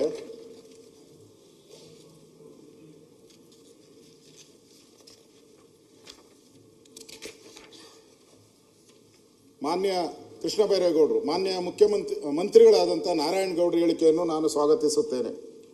ಅವರ ಹೆಸರು ಹೇಳಿ ಎಂದು ಧನ್ಯವಾದಗಳು ಹೇಳುತ್ತೇನೆ. ಆದರೆ ಗೌಡರೇ, ನಾನು ಹೇಳಿ ಬಯಸುವುದಿಷ್ಟೇ. ನಾನು ನನ್ನ ಅನುಭವದಲ್ಲಿ ಹೇಳುವುದಾದರೆ, ಉದಾಹರಣೆ ಕೊಡಲು ಹೋದರೆ ಎಲ್ಲೆಲ್ಲೋ ಹೋಗುತ್ತದೆ. ಈಸ್ಟ್ ಇಂಡಿಯಾ ಕಂಪನಿಯವರು ನಮ್ಮ ದೇಶಕ್ಕೆ ಬಂದಾಗ ಮೊಘಲ್ ಮಹಾರಾಜರು ಭೇಟಿ ಮಾಡೋದಕ್ಕೆ 2 ವರ್ಷ ಕಾದರಂತೆ. ಹಾಗೆ ಹೆಜ್ಜೆ ಇಡುವವರು ನಾಳೆ ಇಡೀ ದೇಶವನ್ನೇ ಆವರಿಸಿಕೊಳ್ತಾರೆ. ಅಂತೆಯೇ ಈ PPP ಹೆಸರಿನ ಯಾರೋ ಒಬ್ಬರು ಎಂಟ್ರಿ ಕೊಟ್ಟರೆ ನಾಳೆ ಏನು ಮಾಡ್ತಾರೆ ಎನ್ನುವುದು ನಿಮ್ಮ ಊಹೆ ಮೀರಿದೆ. ನನ್ನ ಊಹೆಗೂ ಮೀರಿದಂಥದ್ದು. ತರಬೇತಿ ಶಾಲೆ ಮಾನ್ಯ ಮುಖ್ಯಮಂತ್ರಿಗಳು ಕರೆದುಕೊಂಡು ಬಂದು ಅದಕ್ಕೆ ಮರುಚಾಲನೆ ಕೊಟ್ಟಿದ್ದೀರಾ, ಅಂದರೆ ಬಸವರಾಜ ಬೊಮ್ಮಾಯಿ ಅವ್ರದ್ದು. ಅದರಿಂದ ಅವ್ರು ಹೇಳಿರೋದು, ಕೃಷ್ಣ ಬೈರೇಗೌಡರು ಹೇಳಿರೋದು, ನಮ್ಮ ಸರ್ಕಾರ ತಪ್ಪು ಮಾಡಿದೆ, ಇದನ್ನು ಮುಚ್ಚಬೇಡಿ, ಇದು ಮಹಾರಾಜರು ಕೊಟ್ಟಿದ್ದಾರೆ, ಇದನ್ನು ಒಂದು ಬಾಂಧವ್ಯದ ರೀತಿ ನಾವು ಉಳಿಸ್ಕೊಬೇಕು, ಇಲ್ಲಿ ಇನ್ನಷ್ಟು ಟ್ರೈನಿಂಗ್ ಕೊಡುವಂಥದ್ದಕ್ಕೆ ಅವಕಾಶ ಆಗಬೇಕು ಅನ್ನೋದು ಕೃಷ್ಣ ಬೈರೇಗೌಡರು ಹೇಳಿರೋದು. ಮಿಸ್ಟರ್ ಕೃಷ್ಣ ಬೈರೇಗೌಡರು ಏನು ಹೇಳ್ತಾರೆ ಇದಕ್ಕೆ? ಇವಾಗ ಕ್ಷೇತ್ರದ ಶಾಸಕರು, ಅವರೇ ಶಾಸಕರು. ಈಗ ಹೇಳ್ಬೇಕಲ್ಲ, ಮೌನ ಮುರಿಬೇಕು ಕೃಷ್ಣ ಬೈರೇಗೌಡರು. ಏನು ಇಲ್ಲ ಅಂತ ಹೇಳಿದ್ರೆ ನಾನು ದಾಖಲೆಗಳು ಕೊಟ್ಟಿದ್ದೀನಿ. ಈಗ ಅಧಿಕಾರಿ ಮೀಟಿಂಗ್ ಕರೆದು ಶಿಫ್ಟಿಂಗ್ ಮಾಡೋಕ್ಕೆಲ್ಲ ದಾಖಲೆಗಳು ಕೊಟ್ಟಿದ್ದೀನಿ. ಆಮೇಲೆ ಹೇಳ್ತಾರೆ ನಾನು ಧನ್ಯವಾದ ಸಲ್ಲಿಸ್ತೀನಿ ಈ ಸರ್ಕಾರಕ್ಕೆ ಅಂತ. ಅದಕ್ಕೆ ನಾನು ಧನ್ಯವಾದ ಸಲ್ಲಿಸುತ್ತೇನೆ. ಬಹುಶಃ ಯಾರು ಕೂಡ ಈ ಥರದ ಒಂದು ವೈಮಾನಿಕ ಸಂಸ್ಥೆಯನ್ನು ಮುಚ್ಚುವಂಥ ಕೆಲಸವನ್ನು ಮಾಡಬಾರ್ದು ಅಂತೇಳಿ ಕೃಷ್ಣ ಬೈರೇಗೌಡರು ಮಾತಾಡಿದ್ದಾರೆ ಇಲ್ಲಿದ್ದಾಗ. ಇಲ್ಲಿಂದ ಅಲ್ಲಿಗೆ ಫ್ಲೈ ಆದ ತಕ್ಷಣನೇ ಉಲ್ಟಾ ಸರ್ಕಾರನೇ ಫ್ಲೈಯಿಂಗ್ ಸ್ಕೂಲು ಫ್ಲೈ ಆಗೋಯ್ತು, ಹಂಗೆ ಆರಾಮ ಫ್ಲೈ ಆಗೋಯ್ತು ಫ್ಲೈಯಿಂಗ್ ಸ್ಕೂಲ್. ಇವ್ರು ಫ್ಲೈ ಆಗ್ತಾ ಇದ್ದಂಗೆ ಫ್ಲೈಯಿಂಗ್ ಸ್ಕೂಲ್ ಫ್ಲೈ ಆಗೋಯ್ತು. ಅಧ್ಯಕ್ಷರೇ, ಇದು ಬೆಂಗಳೂರು, ನಾವು ಡೆಲ್ಲಿ ನೋಡ್ತಾ ಇದ್ದೀರಿ, ಹೋಗ್ತೀರಿ, ಇರೋಕ್ಕಾಗಲ್ಲ ಅಲ್ಲಿ ಡೆಲ್ಲಿಯಲ್ಲಿ. ಮೊನ್ನೆ ಪೊಲ್ಯೂಷನ್ ಇದ್ದಾಗ 400-500 ಓಟಿತ್ತು. ಅವಾಗೆಲ್ಲ ಅಲ್ಲಿ ನೆನ್ಸ್ಕೊಂತಾರೆ ಬೆಂಗಳೂರು ನೋಡ್ರಿ ಅಂತ ಹೇಳ್ತಾರೆ. ನೀವು ಹಿಂಗೆ ಕಬಳಿಕೆ ಮಾಡಿದ್ರೆ ಅವ್ರೇನೋ ಕ್ರೀಡಾ ಸಂಕೀರ್ಣ ಅಂತ. ಏನು ಕ್ರೀಡಾ ಸಂಕೀರ್ಣ? ಕಟ್ಟಿ ಬೇರೆ ಕಡೆ, ನಿಮ್ಗೆ ಬೇರೆ ದಾರಿ ಇಲ್ವಾ? ಕಟ್ಟಕ್ಕೆ ನಿಮ್ಮ ಹತ್ರ ಜಾಗ ಇಲ್ವಾ? ಕಟ್ಟಕ್ಕೆ ನಿಮ್ಮ ಹತ್ರ ಜಾಗ ಇಲ್ವಾ? 1000 ಎಕರೆ ತಗೊಂಡು ಕಟ್ಟಿ, ನೀವು ಬೇಡ ಅಂತ ಹೇಳಿದವ್ರು ಯಾರು? ಇದನ್ನೇ ಮುಳುಗಿಸ್ಬೇಕು ಅಂತ ಯಾಕೆ ಹೊರಟಿದ್ದೀರಾ? ಇದನ್ನೇ ಮುಳುಗಿಸ್ಬೇಕು ಅಂತ ಯಾಕೆ ಹೊರಟಿದ್ದೀರಾ? ಅಲ್ಲಿ ಮಾಡಿದ್ರೆ ಅದೇ ರಿಯಲ್ ಎಸ್ಟೇಟ್ ಮಾಫಿಯಾ ಯಾರಾದ್ರು ಬಿಲ್ಡಿಂಗ್ ರೈಸ್ ಮಾಡ್ತಾರೆ, ಆ ಟ್ರ್ಯಾಕಲ್ಲಿ ಏನೇನು ಬರ್ತದೋ ಎಲ್ಲ ದುಡ್ಡು ಮಾಡ್ಕೊಂಡು ಹೋಗ್ತಾರೆ. ಅಂದರೆ ದುಡ್ಡು ಮಾಡೋಕ್ಕೋಸ್ಕರ ಇವತ್ತು ಸ್ಕೀಮಾ ಆದಿ ಬೀದಿಯಲ್ಲಿ ಮಾತಾಡ್ಕೊಂತಾರೆ. ಇಲ್ಲಿಂದ ನೀವು ಯಲಹಂಕ ದಾಟ್ಬಿಟ್ರೆ ಏರ್ಪೋರ್ಟ್ವರೆಗೂ 150 ಕೋಟಿ ಡೀಲು, 200 ಕೋಟಿ ಡೀಲು ಅಂತ ಮಾತಾಡ್ತಾರೆ. ಜನ ಮಾತಾಡ್ತಾರೆ, ತಪ್ಪ ಸುಳ್ಳು ಅದು ಬೇರೆ.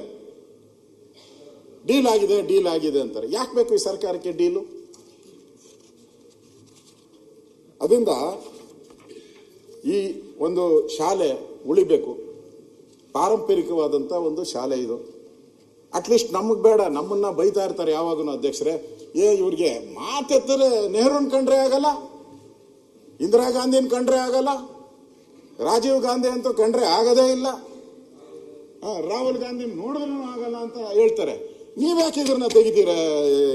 ಜವಾಹರ್ಲಾಲ್ ನೆಹರು ಸ್ಕೂಲ್ನ ನೀವ್ಯಾಕೆ ಮುಚ್ಚುತ್ತೀರಾ? ಯಾಕೆ ಮುಚ್ಚುತ್ತೀರಾ ನೀವು? ಮೀಟಿಂಗ್ ಆಗಿದೆ, ಕೃಷ್ಣ ಬೈರೇಗೌಡರು ಮಾತಾಡಿದ್ದಾರೆ.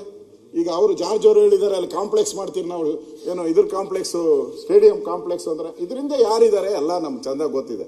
ನಾವು ಬೆಂಗಳೂರಲ್ಲೇ ಹುಟ್ಟಿರೋದು. ನಾವು DK ಶಿವಕುಮಾರ್ ಹೇಳಿದ್ರು, ನಾನು ಕಿವಿ ಮೇಲೆ ಹೂವು ಇಕ್ಕೊಂಬಂದಿಲ್ಲ ಕನಕಪುರದಿಂದ ಬೆಂಗಳೂರಿಗೆ ಅಂತ ಹೇಳಿದಿರಲ್ಲ.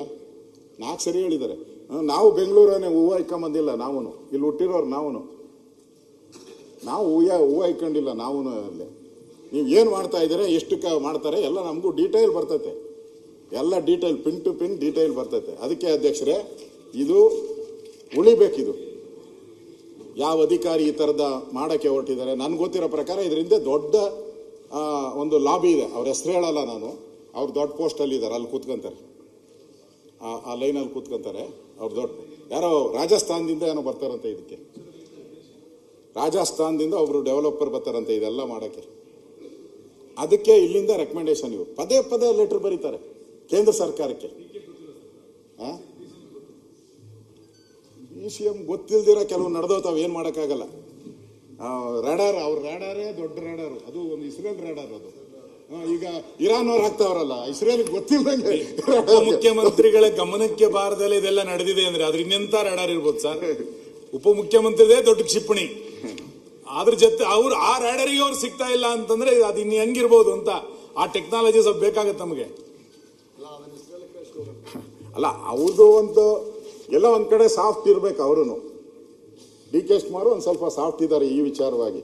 ಯಾಕೆಂದ್ರೆ ಅವ್ರು ಹೇಳಿದ್ದಾರೆ ಕಟ್ಟಡಗಳ ಎತ್ತರದ ಮಿತಿ ಪರಿಶೀಲನೆ ಅಂತ. ಕೆಲವು ಸರಿ ಮೌನವೂ ಸಮ್ಮತಿಯನ್ನ ಸೂಚಿಸುತ್ತೆ. ಇಷ್ಟೆಲ್ಲ ಅವರು ಕರಪ್ಷನ್ ಅಂತ ಹೇಳ್ತಾ ಇದ್ರು, ಇದೆಲ್ಲ ಹೇಳಿದಾಗ DK ಶಿವಕುಮಾರ್ ಅವರು ಮೌನವಾಗಿದ್ದಾರೆ ಅಂದ್ರೆ ಸಮ್ಮತಿ ಅಂತ ಹೇಳೋದು. ಅಥವಾ ಎಲ್ಲದಕ್ಕೂ ನಂದು ಒಪ್ಪಿಗೆ ಅಂತ ಹೇಳೋದು ಏನು ಅಂತ? ಸುನೀಲ್ ಅಣ್ಣ, ಒಂದು ನಿಮಿಷ. ನಾನು ನಿನಗೂ ಉತ್ತರ ಕೊಡಕ್ಕೆ ದೇವ್ರ ಶಕ್ತಿ ಕೊಟ್ಟಿದ್ದಾನೆ, ಅವ್ರಿಗೂ ಗೊತ್ತದ. ನಾನು is a leader of the opposition, I should not disturb you. Reply ಕೊಡೋಕೆ ಕೊಡ್ತೀನಿ. ಏನು ಮಧ್ಯೆ ಎದ್ದು ನಿಂತ್ಕೊಂಡು ಮಾತಾಡಿದ್ರೆ in leader of the opposition ಮಾತಾಡೋಕು ಸುಮ್ಮನೆ ಡಿಸ್ಟರ್ಬ್ ಮಾಡೋದು ಬೇಡ. ಕೊಡ್ತೀನಿ, ಬೇಕಾದ್ರೆ ಒಂದೊಂದು ಪಾಯಿಂಟ್ಗೂ ಉತ್ತರ ಕೊಡಕ್ಕೆ ನನ್ಗೇನು ಪೇಪರ್ ಏನು ಬೇಡ.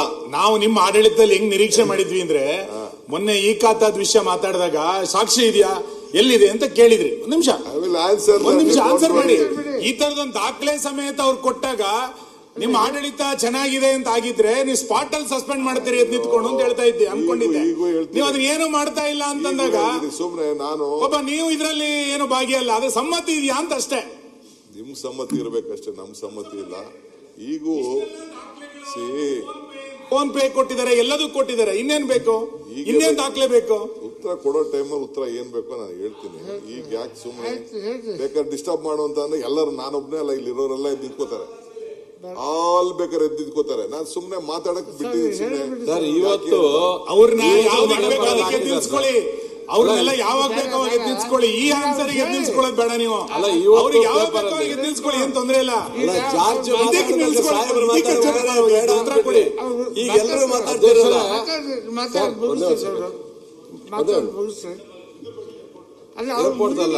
ಆಯ್ತು, ಇನ್ನು ಎಷ್ಟೊತ್ತು ಬರ್ತಿರ್ತೀವಿ ಅಶೋಕಣ್ಣ? ಅಧ್ಯಕ್ಷರೇ, ನಮ್ದೇನು ಇನ್ನು ಎಷ್ಟೊತ್ತು ಬರ್ತಾರೆ ಗೊತ್ತಿಲ್ಲ, ಅವರು ಹೇಳ್ತೀನಿ ಅಂತ ಹೇಳಿದ್ದಾರೆ. ಆಯ್ತು ಆಯ್ತು, ಸ್ವಲ್ಪ ಮತ್ತೆ ಫ್ಲೈಟಿಗೆ ಹೋಗಕ್ಕೆ ಲೇಟ್ ಆಗತ್ತೆ ನೀವೇ ಹೇಳ್ತಿದ್ರಿ. ಇಲ್ಲ, ನಮ್ಗೆ ಕ್ಯಾನ್ಸಲ್ ಮಾಡ್ಕೊಂಡ್ರು, ಅವಾಗ ಮುಂದಕ್ಕೆ ಹಾಕಿದ್ರೆ 1 hour ಮುಂದಕ್ಕೆ ಹಾಕಿದ್ರೆ. ಆಯ್ತು ಆಯ್ತು, ಹೇಳ್ತವ್ರಿ. ಅವರೇ ಹೇಳಿದ್ದಾರೆ ಈಗ ಈ ಏರ್ಪೋರ್ಟು ಬೆಂಗಳೂರು HAL ಏರ್ಪೋರ್ಟ್ ಇರ್ಬೋದು, ಇಂಟರ್ನ್ಯಾಷನಲ್ ಏರ್ಪೋರ್ಟ್ ಇರ್ಬೋದು, ಜಕ್ಕೂರ್ ಇರ್ಬೋದು, ಈ ಏರ್ಪೋರ್ಟ್ಗಳ ಸುತ್ತಮುತ್ತ ಇರತಕ್ಕಂಥದಕ್ಕೆ ಕಟ್ಟಡಗಳ ಎತ್ತರ ಮಿತಿಯನ್ನು ಪರಿಶೀಲನೆ ಮಾಡಬೇಕು ಅಂತೇಳಿ ಸನ್ಮಾನ್ಯ DK ಶಿವಕುಮಾರ್ ಅವರು K. ರಾಮಮೋಹನ್ ನಾಯ್ಡು ಅವರ ಜೊತೆ ಚರ್ಚೆ ಮಾಡಿದ್ದಾರೆ. ಕೇಂದ್ರದ ಸಚಿವರು, ಇದು ವಿಮಾನಯಾನ ಸಚಿವರು. ಅದ್ರಲ್ಲಿ ಜಕ್ಕೂರು ಇದೆಯಾ ಅಂತ ನನ್ನ ಡೌಟ್ ಅಷ್ಟೇ. ಜಕ್ಕೂರ್ ಇಂಟೆನ್ಷನ್ ಇಟ್ಕೊಂಡು ಹೇಳಿದಾರ, ಇತ ಜನರಲ್ ಆಗಿ ಹೇಳಿದಾರ, ಅದನ್ನು ಅವ್ರು ಕ್ಲಾರಿಫೈ ಮಾಡಬೇಕು. ಯಾಕಂದ್ರೆ ರೈಸ್ ಮಾಡೋದು ಇದು ಏನಾದ್ರು ಒಂದು ರೆಕಾರ್ಡ್ ಹೋಗ್ಲಿ ಬಿಡಿ. ಈಗ ನಾನು ರಾಮಮೋಹನ್ ನಾಯ್ಡುನ ಭೇಟಿ ಮಾಡೋದು ನಿಜ. ಇಡೀ ದೇಶದಲ್ಲೇ ಒಂದು ಮಾದರಿ ಇದೆ, ಕರ್ನಾಟಕ ರಾಜ್ಯದಲ್ಲಿ ಒಂದು ಮಾದರಿ ಇದೆ. HAL ಇರ್ಬೋದು, ಇಂಟರ್ನ್ಯಾಷನಲ್ ಏರ್ಪೋರ್ಟ್ ಇರ್ಬೋದು, ಯಾವುದೇ ಏರ್ಪೋರ್ಟ್ ಅಕ್ಕಪಕ್ಕ ಈಗ ಪ್ರೀಮಿಯಂ ಎಫೇರ್ ಮಾಡಿದೀವಿ. ಅದರಿಂದ ನಮ್ಮ ಬೆಂಗಳೂರು ನಗರಕ್ಕೆ ದುಡ್ಡು ಬರಬೇಕು. ಇಡೀ ದೇಶದಲ್ಲಿ ಪ್ರೀಮಿಯಂ ಎಫೇರ್ ಇದೆ. ಈಗ ನೀವು ಮಂಗಳೂರಲ್ಲೂ ಪ್ರೀಮಿಯಂ ಎಫೇರ್ ಮೊದಲಿಂದಾನೆ ನಿಮ್ಮ ಕಾಲದಲ್ಲೇ 2020 ಆಕ್ಟ್ ಅಲ್ಲೇನೆ ಇತ್ತು. ನಾವು ಅದನ್ನು ಎಕ್ಸಿಕ್ಯೂಟ್ ಮಾಡೋಕ್ಕೆ ಕೆಲವು ಬೇಕಾದಷ್ಟು ಕೋಡ್ ಅವು ಇವು ಅಡಿಷನಲ್ ಬರ್ತಾ ಇದೆ. ಸೊ ಇಡೀ ದೇಶದಲ್ಲಿ ಯಾವ ರೀತಿ ಇದೆ, ನಮ್ಮ ರಾಜ್ಯದಲ್ಲೂ ಆ ರೀತಿ ಮಾಡಿಕೊಡಿ ಅಂತ ಅಂದ್ಬಿಟ್ಟು ರಿಕ್ವೆಸ್ಟ್ ಮಾಡಿದ್ವಿ. ಈಗ 0.6 ವರೆಗೂ ಕೂಡ ನಾವು ಹಿಂದೆನೆ 2004 ಏನು ಅಮೆಂಡ್ಮೆಂಟ್ ಮಾಡಿದ್ರು ಅದಕ್ಕೆ ಅವಕಾಶ ಮಾಡಿಕೊಟ್ಟು, ಆ ದೃಷ್ಟಿಯಿಂದ ಅವ್ರಿಗೂ ರಿಕ್ವೆಸ್ಟ್ ಮಾಡಿದ್ವಿ. ಅವ್ರಿಗೆ ಇವ್ರಿಗೆ ಇವು ಶಿಫ್ಟ್ ಮಾಡೋದು ಮತ್ತೊಂದು ಮಾಡೋ ವಿಚಾರ ನಾವೇನು ಹೇಳಿಲ್ಲ. ಇವು ಅಲೋ ಏನು ಕೋನ್ ಬಿಟ್ಬಿಟ್ಟು ಮಿಕ್ಕಿದ ಏರಿಯಾಗಳಿಗೆ ಇನ್ನು ಸ್ವಲ್ಪ ಅಲೋ ಮಾಡಿದ್ರೆ ಜನ ಪ್ರೀಮಿಯಂ ಎಫ್ಐಆರ್ ತಗೊಳ್ತಾರೆ, ನಮ್ಮ ಸರ್ಕಾರಕ್ಕೂ ದುಡ್ಡು ಬರ್ತದೆ. ಅಷ್ಟು ಹೇಳಿವೆ ಹೊರತು, ಅಷ್ಟರಲ್ಲೇ ನಾವಿದ್ದೀವಿ ಹೊರತು ಇನ್ನು ಅವರು ನಮ್ಮ ಸೆಂಟ್ರಲ್ ಗೌರ್ಮೆಂಟ್ಗೆ, ಇವರು ಡಿಫೆನ್ಸ್ ಮಿನಿಸ್ಟರ್ಗೆ ನಾವು ಕಳಿಸ್ಕೊಡ್ತೀವಿ ಅಂತ ಅವ್ರು ಹೇಳಿದ್ದಾರೆ. ಡಿಫೆನ್ಸ್ ಮಿನಿಸ್ಟರ್ಗೆ ಒಂದು ಪತ್ರ ಕೂಡ ನಾನು ಬರಿತಾ ಇದ್ದೀನಿ ಆ ವಿಚಾರದಲ್ಲಿ. ಹಿಂದೆ ರಾಜನಾಥ್ ಸಿಂಗ್ ಅವ್ರು ಬೆಂಗಳೂರು ಬಂದಾಗ ಈ ವಿಚಾರ ಪ್ರಸ್ತಾವನೆ ಮಾಡಿದ್ದೀನಿ. ಯಾಕೆಂದ್ರೆ HAL ಕ್ಲೋಸ್ ಆಗಿದೆ, ಅಲ್ಲಿ ಯಾವುದು ಟ್ರೈನಿಂಗ್ ಏನಿಲ್ಲ. ಏನಿದ್ರು ತುಮಕೂರಿಗೆ ಇವ್ರು ಜಾಗ ಕೊಟ್ಟರು, ಎತ್ಕೊಂಡೋಗಿ HAL ಹೆಲಿಕಾಪ್ಟರ್ ಡಿವಿಷನ್ ಅಲ್ಲಿ ಮಾಡಿದ್ವಿ. ಸೊ ಪರ್ಮಿಷನ್ ಕೊಡಿ, ಇನ್ನು ಸ್ವಲ್ಪ ಎನ್ಹಾನ್ಸ್ ಮಾಡೋಕ್ಕೆ ಹೈಟ್ನ ಅಂತ ಒಂದು ರಿಕ್ವೆಸ್ಟ್ ಮಾಡಿದ್ವಿ. ಅದು ನೆಕ್ಸ್ಟ್ ಮೀಟಿಂಗ್ ಅಲ್ಲಿ ಆಗ್ತದೆ. ಇದು ಯಾವುದು ಜಕ್ಕೂರ್ ವಿಚಾರ ನಾವು ಪ್ರಸ್ತಾವನೆನೂ ಮಾಡಿಲ್ಲ, ಅದು ಸಂಬಂಧನೂ ಪಟ್ಟಿಲ್ಲ. ತಾವು ಹೇಳ್ದಂಗೆ ಬಂದಿತ್ತು, ಈ ಸಬ್ಜೆಕ್ಟ್ ಬಗ್ಗೆ ಬಂದಿತ್ತು. ಬಂದಾಗ ನಮ್ಮ ಕೃಷ್ಣ ಬೈರೇಗೌಡರು ಏನು ಸ್ಟ್ಯಾಂಡ್ ಹಿಂದೆ ಏನು ಹೇಳಿದ್ರು, is also on the same stand. Government ಕೂಡ ಅದಕ್ಕೆ ಸಮ್ಮತಿಯಾಗಿ ಚೀಫ್ ಮಿನಿಸ್ಟರ್ ಕೂಡ ಅದಕ್ಕೆ ಒಪ್ಪಿದ್ದಾರೆ. ಈಗ ನಾವು ಅದ್ರ ಬಗ್ಗೆ ಸದ್ಯಕ್ಕೆ ಯಾವ ವಿಚಾರ ಕೂಡ ನಾವು ಚರ್ಚೆ ಮಾಡ್ತಾ ಇದ್ದೀವಿ. ಜಾರ್ಜ್ ಅವರು ಕಾಂಪ್ಲೆಕ್ಸ್ ಮುಗೀತು, ಇನ್ನೊಂದು 2 ಸಬ್ಜೆಕ್ಟ್ ಅಷ್ಟೇ ಮುಗ್ದೋಯ್ತು. ಮೇಜರ್ ಇರೋದೆಲ್ಲ ಮುಗ್ದಿದೆ ಅಧ್ಯಕ್ಷ. ಇನ್ನೂ ನಡೆಸ್ಬೇಕಲ್ಲ, ನಾಳೆ ಗುರುವಾರದ ಬಿಲ್ ಇದು ಜನ ಏನಾಗಿದ್ದಾರೆ, ಈ ಜಕ್ಕೂರ್ ಏರೋಡ್ರಮ್ ಉಳಿಸಿ ಅನ್ನುವಂತ ಒಂದು ಅಭಿಯಾನ ಇದೆ ಈ ಬೆಂಗಳೂರು. ನಾನು ಅದಕ್ಕೆ ಹೇಳಿದೆ ನಿಮ್ಗೆ, ಬೆಂಗಳೂರು ಒಂದು ಇಡೀ ರಾಜ್ಯದ ಎಂಜಿನ್ ಇದ್ದಂಗೆ, ಇದು ಹಣ ಕೊಡುವ ಎಂಜಿನ್ ಇದ್ದಂಗೆ. ಇಲ್ಲಿ ಬದುಕುವಂತ ಜನಕ್ಕೂ ಇಲ್ಲಿ ಇರೋ ಇಲ್ಲಿರೋ MLAಗಳೆಲ್ಲರದು ಮನೆ ಇದೆ ಇಲ್ಲೇ. ಎಲ್ಲ ಇಲ್ಲೇ ಇರೋದು. ಅದಕ್ಕೆ ಅವ್ರಿಗೂ ಇಂಪಾರ್ಟೆಂಟ್, ಎಲ್ಲರಿಗೂ ಕೂಡ ಇಂಪಾರ್ಟೆಂಟ್. ಬೆಂಗಳೂರು ಉಳಿದ್ರೆ ಎಲ್ಲರೂ ಉಳಿತಾರೆ. ಅದಕ್ಕೋಸ್ಕರ ಈಗ ಒಂದು ಅಭಿಯಾನ ಶುರುವಾಗಿದೆ, ಜಕ್ಕೂರು ಏರೋಡ್ರಮ್ ಉಳಿಸಿ ಅಂತೇಳಿ. ಈಗ ಇವರು ನಮ್ಮ AT ರಾಮಸ್ವಾಮಿ ಜಮೀನುಗಳು ಉಳಿಸ್ಬೇಕು ಅಂತ AT ರಾಮಸ್ವಾಮಿ ಅವರು ಕೂಡ ಹೋರಾಟ ಮಾಡಿದ್ದಾರೆ. ಅವರು ಕೂಡ ಇದಕ್ಕೆ ಹೇಳಿದ್ದಾರೆ, ಪಾರಂಪರಿಕ ತಾಣವಾಗಿ ಉಳಿಸಿಕೊಳ್ಳಬೇಕು, ಪರಿಸರವನ್ನು ರಕ್ಷಿಸಿಕೊಳ್ಳಬೇಕೆಂಬ ದೃಷ್ಟಿಯಿಂದ ಸರ್ಕಾರ ಆಲೋಚಿಸಬೇಕು. ಬೃಹತ್ ಕಟ್ಟಡಗಳು ನಿರ್ಮಿಸಲು ಕ್ರೀಡಾ ಸಂಕೀರ್ಣಗಳಿಗೆ ಬೇರೆ ಬೇರೆ ಕಡೆ ಅವಕಾಶ ಮಾಡಿಕೊಡಬಹುದು, ಆದರೆ ಇಂತಹ ಐತಿಹಾಸಿಕ ಸ್ಥಳವನ್ನು ಕಟ್ಟಡಗಳಾಗಿ ಬಲಿ ಕೊಡಬಾರದು ಎಂದು ನಾನು ಪರಿಸರಕ್ಕಾಗಿ ನಾನು ಈ ಸಂಘಟನೆಯ ಅಧ್ಯಕ್ಷರಾಗಿ ನಾನು ಡಿಮ್ಯಾಂಡ್ ಮಾಡ್ತಾ ಇದ್ದೀನಿ ಅಂತ ಹೇಳಿದ್ದಾರೆ. ಗಿರ್ವಿ ಇಡಬಾರದು ಅಂತ ಕ್ಯಾಪ್ಟನ್ ಗೋಪಿನಾಥ್ ಹೇಳಿದ್ದಾರೆ. ಈ ಥರ ಬಹಳಷ್ಟು ಜನ ಯಾರ್ಯಾರು ಬೆಂಗಳೂರನ್ನ ಪ್ರೀತಿಸುವಂಥವ್ರು ಕೂಡ ಎಲ್ಲರೂ ಕೂಡ ಹೇಳಿದ್ದಾರೆ. ಅದರಿಂದ ಅಧ್ಯಕ್ಷರೇ, ನಾನು ಈ ಜಕ್ಕೂರು ಏರೋಡ್ರಮ್ಮು ಏನು ಒಂದು ಐತಿಹಾಸಿಕ ಇದಿದೆ, ಇದನ್ನು ಯಾವುದೇ ಕಾರಣಕ್ಕೂ ರಿಯಲ್ ಎಸ್ಟೇಟ್ ಮಾಫಿಯಾಗಳ ಕೈಗೆ ಹೋಗಬಾರ್ದು, ಅದನ್ನು ಆಗಕ್ಕೆ ಬಿಡಬಾರ್ದು. ಹಿಂದೆ ನಿಮ್ಮ ಸರ್ಕಾರ ಇದ್ದಾಗ ಅದನ್ನು ಕ್ಲಬ್ ಮಾಡಕ್ಕೆ ಹೊರಟಿದ್ರಿ, ಅದಕ್ಕೂ ಕೂಡ ನಮ್ಮ ಸರ್ಕಾರ ಇದ್ದಾಗ ತಡೆ ಮಾಡಿದಿರಿ, ಅದನ್ನು ಕೂಡ ಇದಾಗಕ್ಕೆ ಬಿಡಬಾರ್ದು. ಅಶೋಕ್ ಹೇಳಿ. ನಾನು ನಿಮ್ದು ಕಾಲದಲ್ಲಿ ಏನೇನು ಕೊಟ್ರಿ ಅಂತೆಲ್ಲ ನಾನು ಡಿಬೇಟ್ ಬೇಡ. ಏನೇನಾಯ್ತು, ಯಾವ್ದಾದ್ರು PPP ಹೋಯ್ತು, ಯಾವ್ದಾದ್ರು ಅಗ್ರಿಮೆಂಟ್ ಆಯ್ತು, ಇದು ಬೆಗ್ಗರ್ ಕಾಲೋನಿ ಏನಾಯ್ತು, ಅದೆಲ್ಲ I don't want to disclose. ಈಗ ಚರ್ಚೆ ಮಾಡೋದು ಬೇಡ. ಈ ಸ್ವಂತ ಒಂದು ಪ್ರೈವೇಟ್ ರಸ್ತೆಗೆ ಹೋಗುವಂತ ಜಾಗನ ಹೆಂಗ್ ಪ್ರೈವೇಟ್ ಅವ್ರದ್ದಾಗ್ತದೆ? ಯಾವ ಗೌರ್ಮೆಂಟ್ ಆದ್ರೂ ಆ ರೀತಿ ಯೋಚನೆ ಮಾಡ್ತಾರೆ? ಯಾವುದು ಅಂತ ಯೋಚನೆ ಇಲ್ಲ. ಏನಾರು ಇತ್ತು ಅಂತ ಅಂದ್ರೆ ಅವ್ರು ಹೇಳ್ದಂಗೆ ಒಂದು ಸ್ಟೇಡಿಯಮು ಇಲ್ಲ ಅಂತಂದ್ರೆ ನನಗೆ ಪೀಯೂಷ್ ಗೋಯಲ್ ಅವ್ರು ಹೇಳಿದ್ರು ಒಂದು ಭಾರತ್ ಮಂಟಪ ತರ ಏನಾರು ಒಂದು ಮಾಡಿ ನೋಡಿ, ನಾವು ಸ್ವಲ್ಪ ದುಡ್ಡು ಕೊಡ್ತೀವಿ ಅಂತ ಕೂಡ ಹೇಳಿದ್ರು. ಅಂತವೆಲ್ಲ ಬೇಕಾದ್ರೆ ಯೋಚನೆ ಮಾಡಕ್ಕೆ ಚಿಂತನೆಗಳು ನಡೀತಾ ಇರ್ಬೋದು. ಇವತ್ತು ನಾನು ಹೋಗಿ ಅವ್ರು ಹೇಳಿದ ಮೇಲೆ ಭಾರತ್ ಮಂಟಪ ನೋಡ್ಕೊಂಡು ಬಂದೆ. ಆಮೇಲೆ ಇನ್ನೊಂದು ಎಕ್ಸಿಬಿಷನ್ ಸೆಂಟರ್ ಹೊಸದಾಗಿ ಯಶೋಭೂಮಿ ಅಂತ ಒಂದು ಮಾಡಿದ್ದಾರೆ. ಎರಡು ನೋಡಿದ್ದಾರೆ, ಫಸ್ಟ್ ಕ್ಲಾಸ್ ಮಾಡಿದ್ದಾರೆ, ಇಂಟರ್ನ್ಯಾಷನಲ್ ಫಸ್ಟ್ ಕ್ಲಾಸ್ಗೆ ಮಾಡಿದ್ದಾರೆ. ಅಂತವೆಲ್ಲ ನೋಡ್ಕೊಂಡು ಬಂದಿದ್ದೀವಿ. ಏನಾದ್ರು ಕನ್ಸ್ಟೆಂಟ್ಸ್ ಇದೆ, ಈಗ ಬೇಡ, ರಿಪ್ಲೈ ಮಾಡಾಗ ಅದ್ರ ಬಗ್ಗೆ ಮಾತಾಡ್ತೀವಿ. ಆಯ್ತು, ಮಾಡಿ ಉಳಿಸಿ ಅಷ್ಟೇ, ನಮ್ದು ಉಳಿಸಿ. ಅಧ್ಯಕ್ಷರೇ, ಇವತ್ತು ಬೆಂಗಳೂರು ಕಾರ್ಪೊರೇಷನ್ ಮಾತಾಡೋದು ಎಲ್ಲರೂ ರಾಮರ್ದು ಕೂತ್ಕೊಳ್ಳಿ, ಮಾತಾಡ್ಲಿಕ್ಕೆ ಎಲ್ಲರಿಗೂ ಗೊತ್ತಿದೆ, ಟೈಮ್ ಇಲ್ಲ ಇಲ್ಲಿ ಮಾತಾಡ್ಲಿಕ್ಕೆ. ಇವತ್ತು ಬೆಂಗಳೂರಲ್ಲಿ ಮುಗಿಸ್ಬಿಡ್ತಿದ್ದಾಳೆ.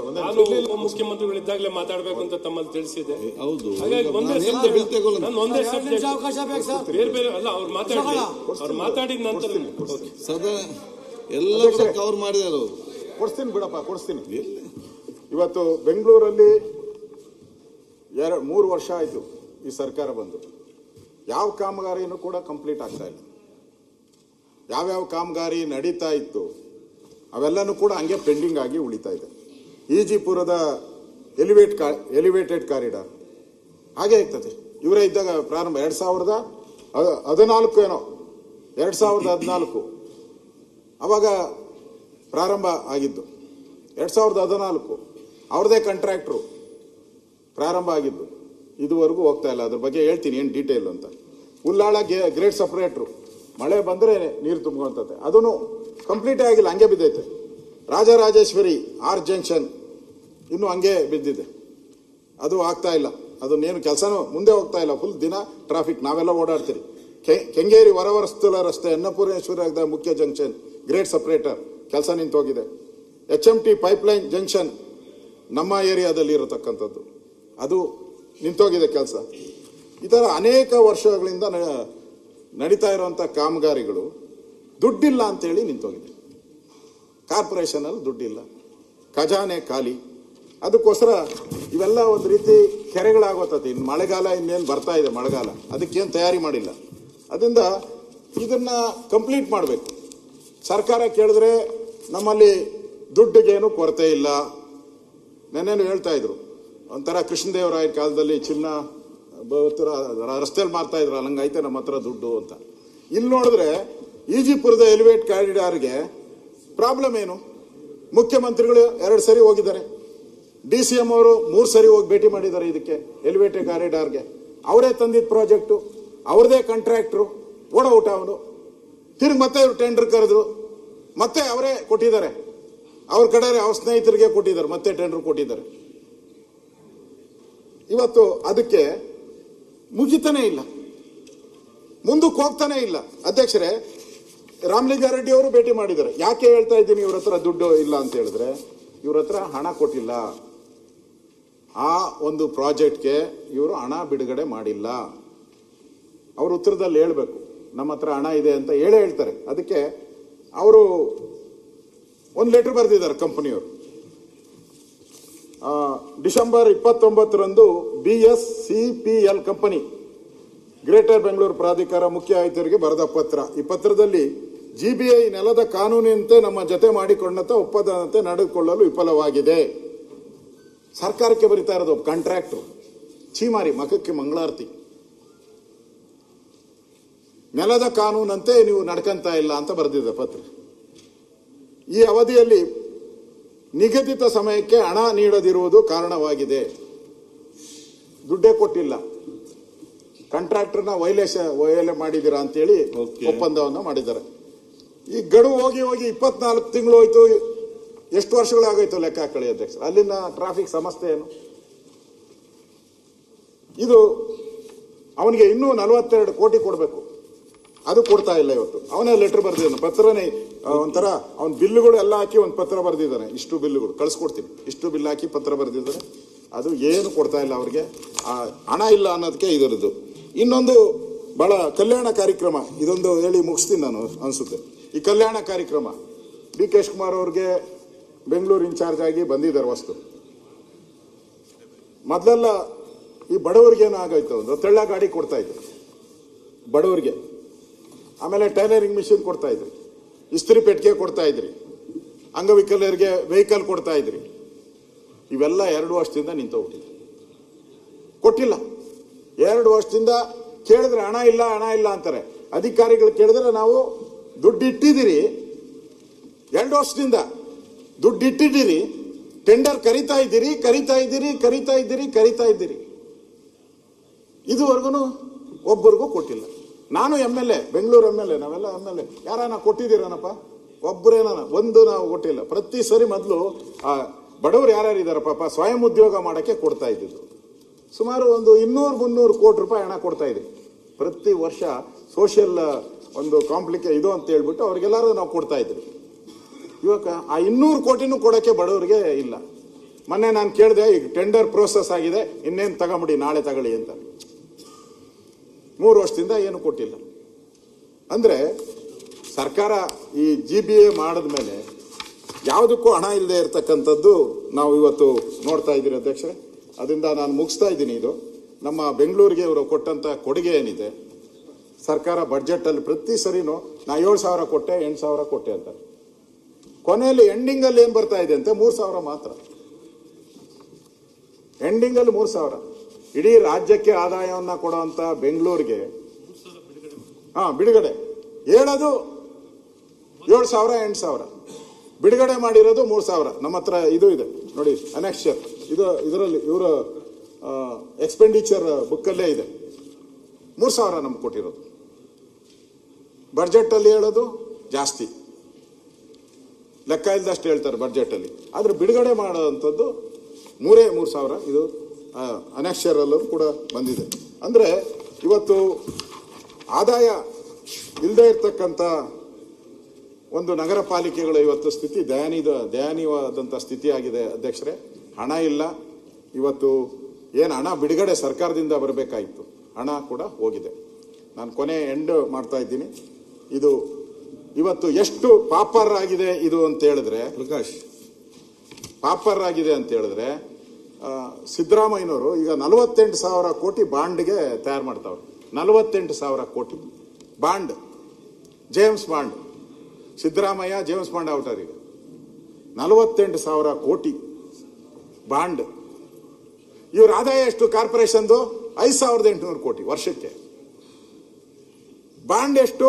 48,000 ಕೋಟಿ. ಅದನ್ನು ಇದೆ ಪುಸ್ತಕದಲ್ಲಿ, 48,000 ಕೋಟಿ ಅಂತ ಎಸ್ಟಿಮೇಟ್ ಮಾಡಿದ್ದಾರೆ. ಪ್ರಾವಿಷನ್ ಮಾಡ್ಗಣಕ್ಕೆ ಬುಕ್ಕಲ್ಲೂ ತೋರಿಸಿದ್ದಾರೆ 48,000 ಕೋಟಿ. ಅಂದ್ರೆ ನಿಮ್ಮ ಆದಾಯನೇ ಅದರಲ್ಲಿ ಕಂಡೀಷನ್ ಹಾಕಿದ್ದಾರೆ. ನಿಮ್ಗೆ ಯಾರೇ ಬಾಂಡ್ ಕೊಡ್ಬೇಕಾದ್ರೆ ನೀವು ಅದರಲ್ಲಿ ನೀವು 3 ವರ್ಷದ ಇನ್ಕಮ್ ಇದೆಲ್ಲ ತೋರಿಸ್ಬೇಕು, ಲಾಭ ತೋರಿಸ್ಬೇಕು. ಇಲ್ಲ, ನೀವು ಬಾಂಡ್. ಹಿಂದೆ ಸಿದ್ದರಾಮಯ್ಯನವರು 1980 ಎಷ್ಟೋ ಗೊತ್ತಿಲ್ಲ ನನಗೆ. ಆ ಸಂದರ್ಭದಲ್ಲಿ ಒಂದು 150 ಕೋಟಿ ಬಾಂಡ್ ಬಿಡುಗಡೆ ಮಾಡಿದ್ರು. 120 ಕೋಟಿ ಬಾಂಡ್, ಅವಾಗೂ ಬಾಂಡ್, ಇವ್ರು ಬಂದ್ರೇನೆ ಬಾಂಡ್. ಸಿದ್ದರಾಮಯ್ಯನವರು 96ರಲ್ಲಿ ಬಾಂಡ್. ಅವಾಗ ಈಗ ಡಿ ಕೆ ಶಿವಕುಮಾರ್ ಅವರೆಲ್ಲ ಇದ್ದು ಗಲಾಟೆ ಮಾಡಾಕ್ಬಿಟ್ರು. ಮಾನ ಮರ್ಯಾದೆ ಇದೆಯಾ ನಿಮ್ಗೆ? ಇವಾಗ ಸಾಲದಲ್ಲಿದೆ, ಸಾಲದಲ್ಲಿರೋದು ಮತ್ತೆ ಬಾಂಡ್ಗಳು ಕೊಡ್ತಾ ಇದ್ದೀರಾ. ಬಾಂಡ್ಗಳಿಗೆ ವಿರೋಧಿಗಳು ನಾವು ಅಂದ್ರು. ಇವಾಗ ಏನ್ ಹೇಳ್ತೀರಾ? ಈಗ ಈ ಬಾಂಡ್ಗೆ 48,000 ಕೋಟಿ ಬಾಂಡ್ಗೆ ಅವತ್ತು ಕಾಂಗ್ರೆಸ್ ಪಾರ್ಟಿ ವಿರೋಧ ಮಾಡ್ತು ಬಾಂಡ್ಗಳಿಗೆ. ಇವತ್ತು 48,000 ಕೋಟಿ ಬೆಂಗಳೂರು ಜನತೆ ಮೇಲೆ ಚಪ್ಪಡಿ ಎಳೆಯುವಂತ ಕೆಲಸವನ್ನ ಮಾಡ್ತಿದ್ದೀರಲ್ಲ. ಯಾರು ತೀರಿಸ್ತಾರೆ ಈ 48,000 ಕೋಟಿನ? ಎಷ್ಟು ವರ್ಷಕ್ಕೆ ತೀರಿಸ್ತೀರ? ಇವಾಗ ಆದಾಯ ಇಲ್ಲ, ಮೈನಸ್ ಅಲ್ಲಿ ಓಡ್ತಾ ಇದೆ ನಮ್ದು. ಅದರಿಂದ ಅಧ್ಯಕ್ಷರೇ, ಬೆಂಗಳೂರು ಉಳಿಬೇಕಾದ್ರೆ, ಬೆಂಗಳೂರಿಗೆ ಕಾಯಕಲ್ಪ ಕೊಡಬೇಕಾದ್ರೆ ಈ ಸರ್ಕಾರ ಬಡ್ಜೆಟ್ ಅಲ್ಲಿ ಏನ್ ಹೇಳಿದೆ ಅದನ್ನಾದ್ರೂ ದುಡ್ಡು ಬಿಡುಗಡೆ ಮಾಡಿ. ಈ ಕಸದ ಸಮಸ್ಯೆ, ಹಳ್ಳ ಬಿದ್ದಿರೋ ಗುಂಡಿಗಳು, ರೇವಂತ್ ರೆಡ್ಡಿ ಹಾಕಿರೋಂತ ಶಾಪ, ಆ ಶಾಪಕ್ಕೆ ಉತ್ತರ ಇಲ್ಲದಂತ ನಿರುತ್ತರರಾದಂತ ನಮ್ಮ ಡಿ ಕೆ ಶಿವಕುಮಾರ್ ಅವರು, ಇದನ್ನೆಲ್ಲ ನೋಡ್ತಾ ಇದ್ರೆ ಬೆಂಗಳೂರು ನಮ್ ಕತಿ ಗೋವಿಂದ ಗೋವಿಂದ ಗೋವಿಂದ ಆಗಿದೆ ಅಧ್ಯಕ್ಷರೇ. ಆಗ್ಬಾರ್ದು. ಬೆಂಗಳೂರು ಉಳಿಬೇಕು. ಕೆಂಪೇಗೌಡರು ಕಟ್ಟಿದ ಬೆಂಗಳೂರನ್ನ ಒಡೆದಿದ್ದಾರೆ. ಈ ಬಡ್ಜೆಟ್ ಅಲ್ಲೂ ಒಡೆದು ಹಾಳು ಮಾಡಬೇಡಿ. ಬೆಂಗಳೂರನ್ನ ಉಳಿಸಿ ಬೆಂಗಳೂರು ಅಭಿವೃದ್ಧಿಗೆ ಅವಕಾಶ ಮಾಡಿಕೊಡಿ ಅನ್ನೋ ವಿನಂತಿಯನ್ನ, ಆಗ್ರಹವನ್ನ